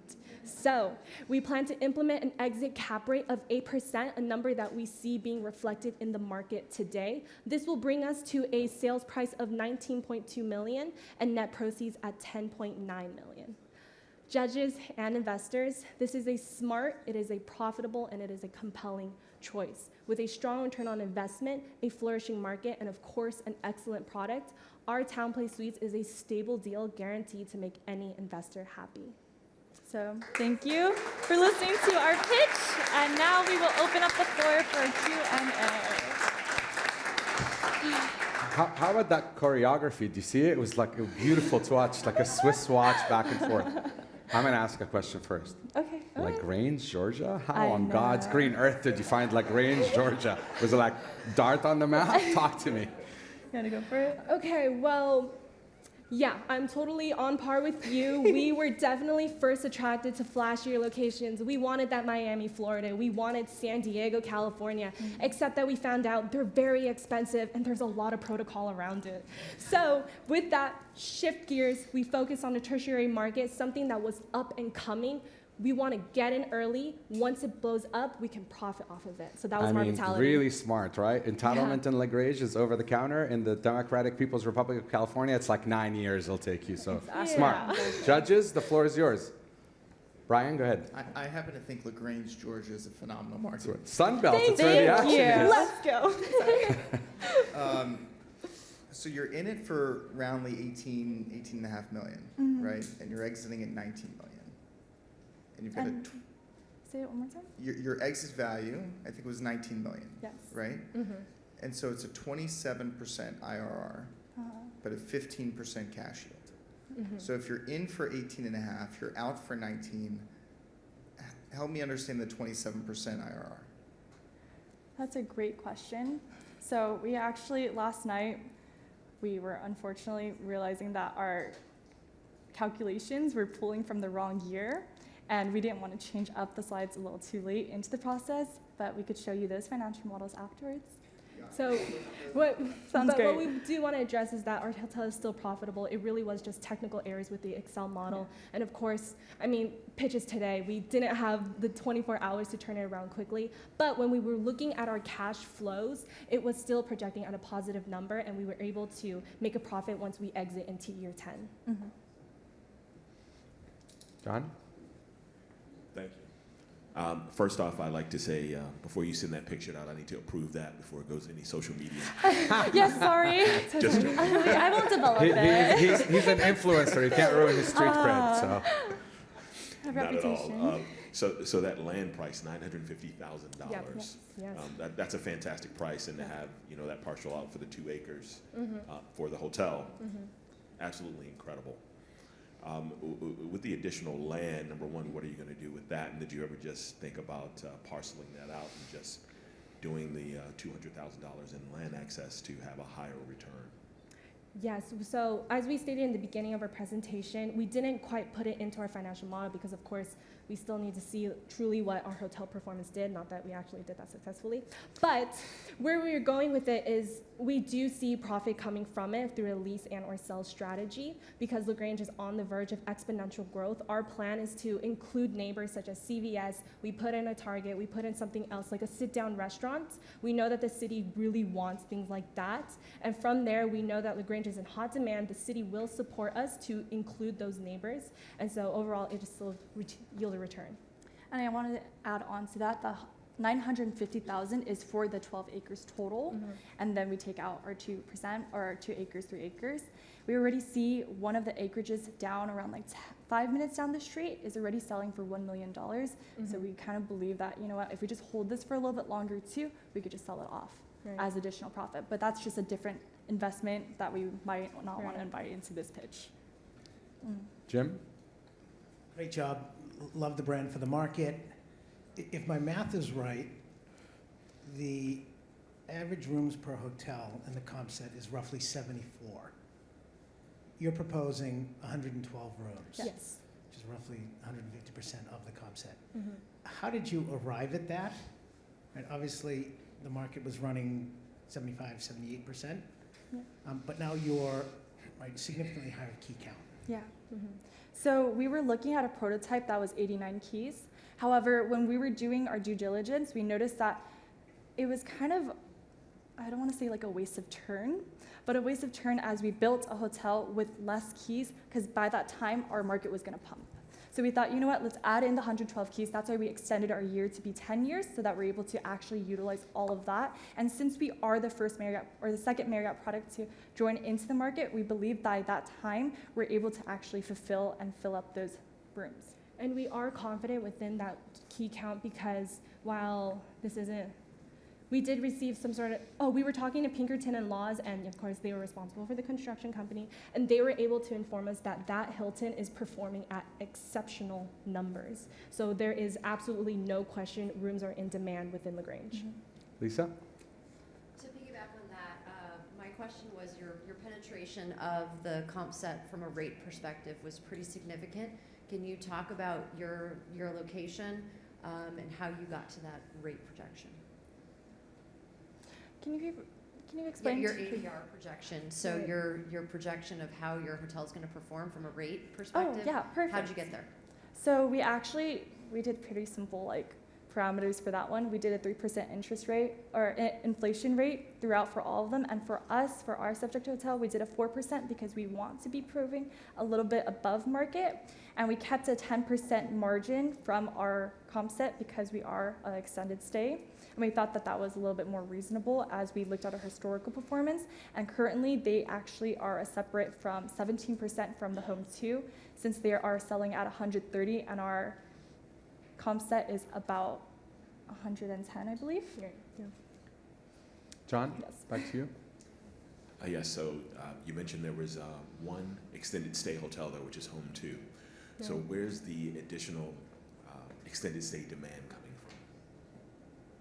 So with our extended stay demand, it's a multi-layered question, right? So first and foremost, we did, in case you didn't quite notice, on the map, we are within walking distance of that Great Wolf Lodge. With that Great Wolf Lodge, it is a vacation spot. So families are coming in. They're not just coming in for a day or two. They're coming in to celebrate with their family. So they're going to, relax a bit, kick back. That's one factor. Then another factor would be all the construction that's coming in. These are long-term projects. Construction workers, they need a place to stay. And then finally, with our business demand, we do know that the business demand that comes into this region is, sort of like higher power executive levels, and they would want to stay somewhere that is, well, when we come in, the newest asset to the market, and we will be able to provide that quality stay for them. Along with the businesses, because the Kia plant, we actually started off with West Point, where the Kia plant is located at, and they're telling us that we really need somewhere we're able to put our trainees and also all of our CEOs, our board members that are flying in to talk to them, and it's going to need about like a week of a stay. However, when we were doing our expenses, our margins were about for like 2 to 4 day stays because we knew that extended stays weren't typically going from like a whole week. So that's where we do see that drive. And if I could just add on to that as well, we know that we will take the advantage over to the Hilton, but that is because with our amenities, we have amenities that they don't. So with an example is like the cooktop, and like I said, families, lots of children, they need a place to stay, they need a place to attend to their children. Judges, anyone else? Lisa's like, yeah, 9 out of the 10 deals are Marriott. I'm good. I know what I'm doing. Were they really? Well, previously, yeah. Okay, if no more questions, and by the way, she has a film camera. I mean, respect, sister. What's up? Amazing. All right, let's hear it for them. Nice job, ladies. Well done. Well done. Thank you very much. Go ahead. Thank you. Well done. All right, we're in the home stretch. So we have a little video from IHG, and then we're going to go to Tracy for her last chat talk, and then we'll come back for some closing remarks, and we'll send you off to lunch. So play the video, please.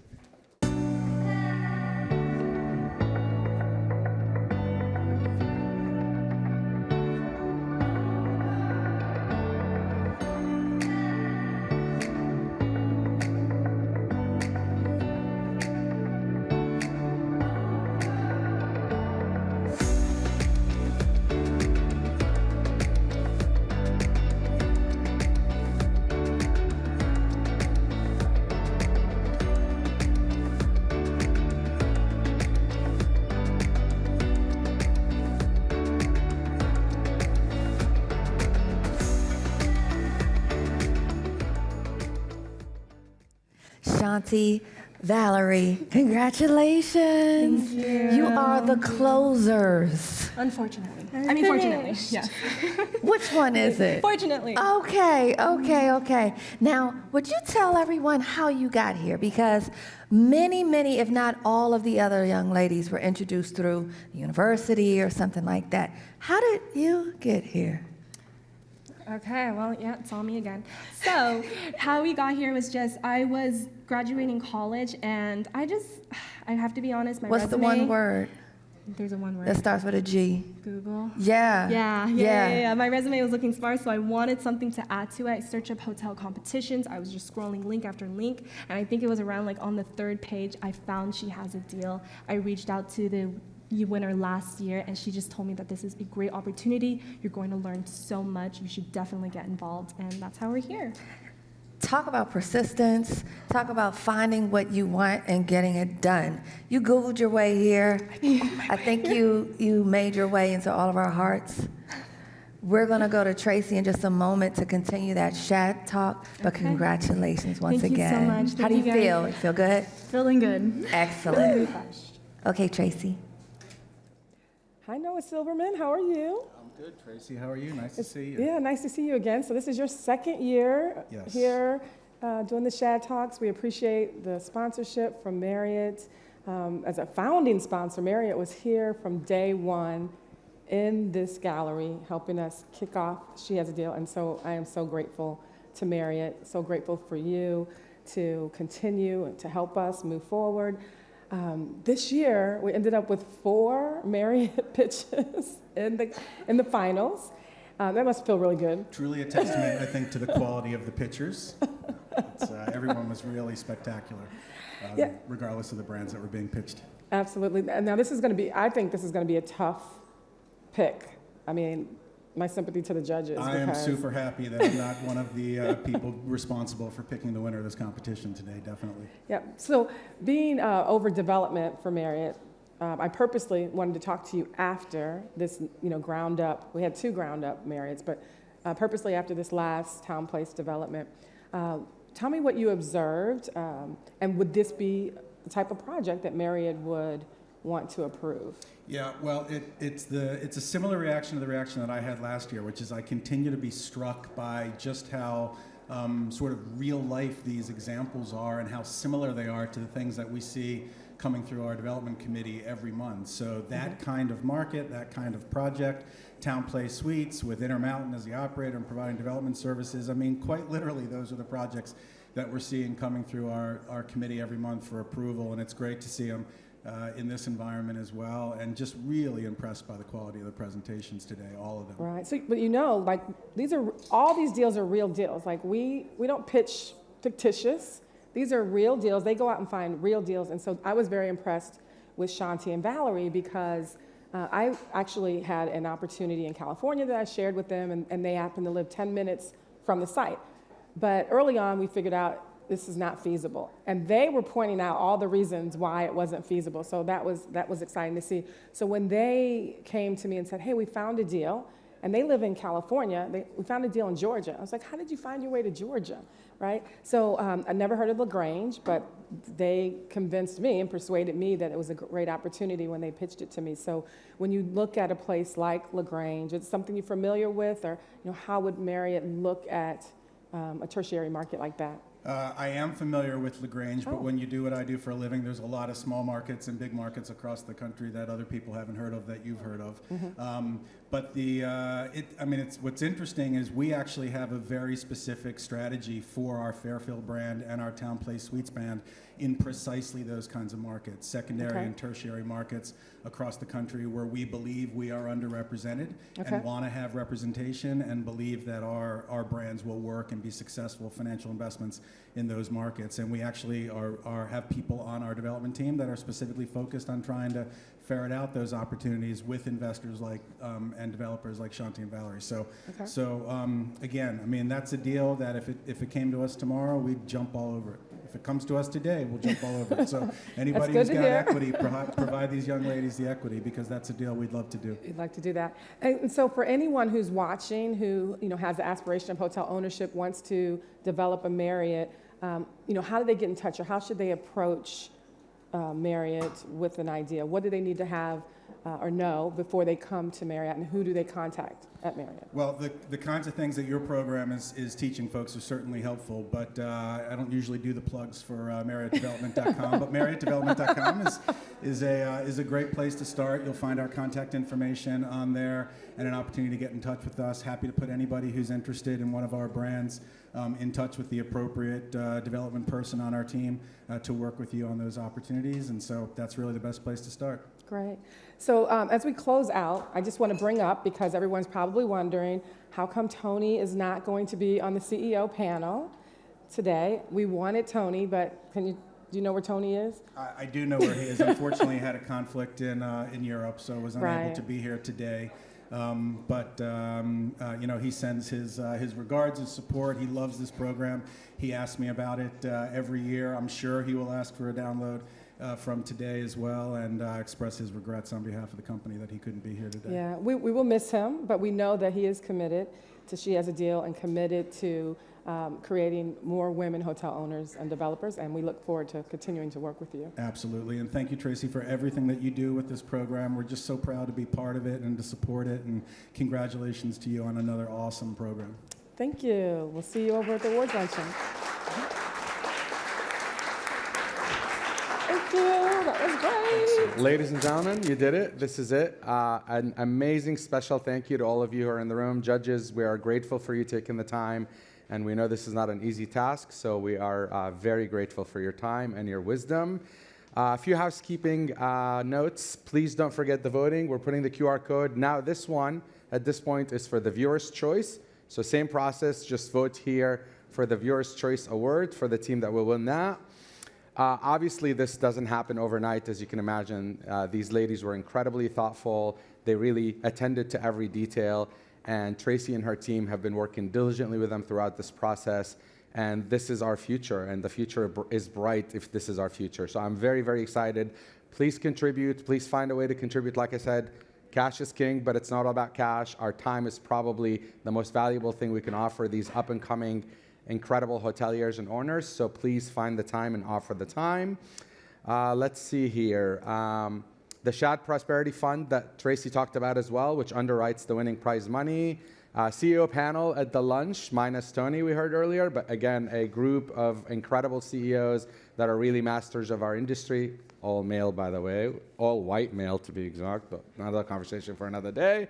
So please don't miss the lunch. And we have a shuttle at the side of the Hilton, not at the front door, that will take you to lunch. It will run consistently in a loop. Basically, the lunch is at the Hyatt Regency, so please jump on that shuttle. Don't miss the amazing lunch that we have. Raffle gifts, still a chance to register. No, not too late. Please do it. And Tracy, thank you for the invitation. It was truly an honor. I cannot wait to be an attendee and a supporter for life. So thank you and to your team for all that you do. And we are all grateful for how you're moving the conversation forward. Thank you, everyone. Enjoy your lunch.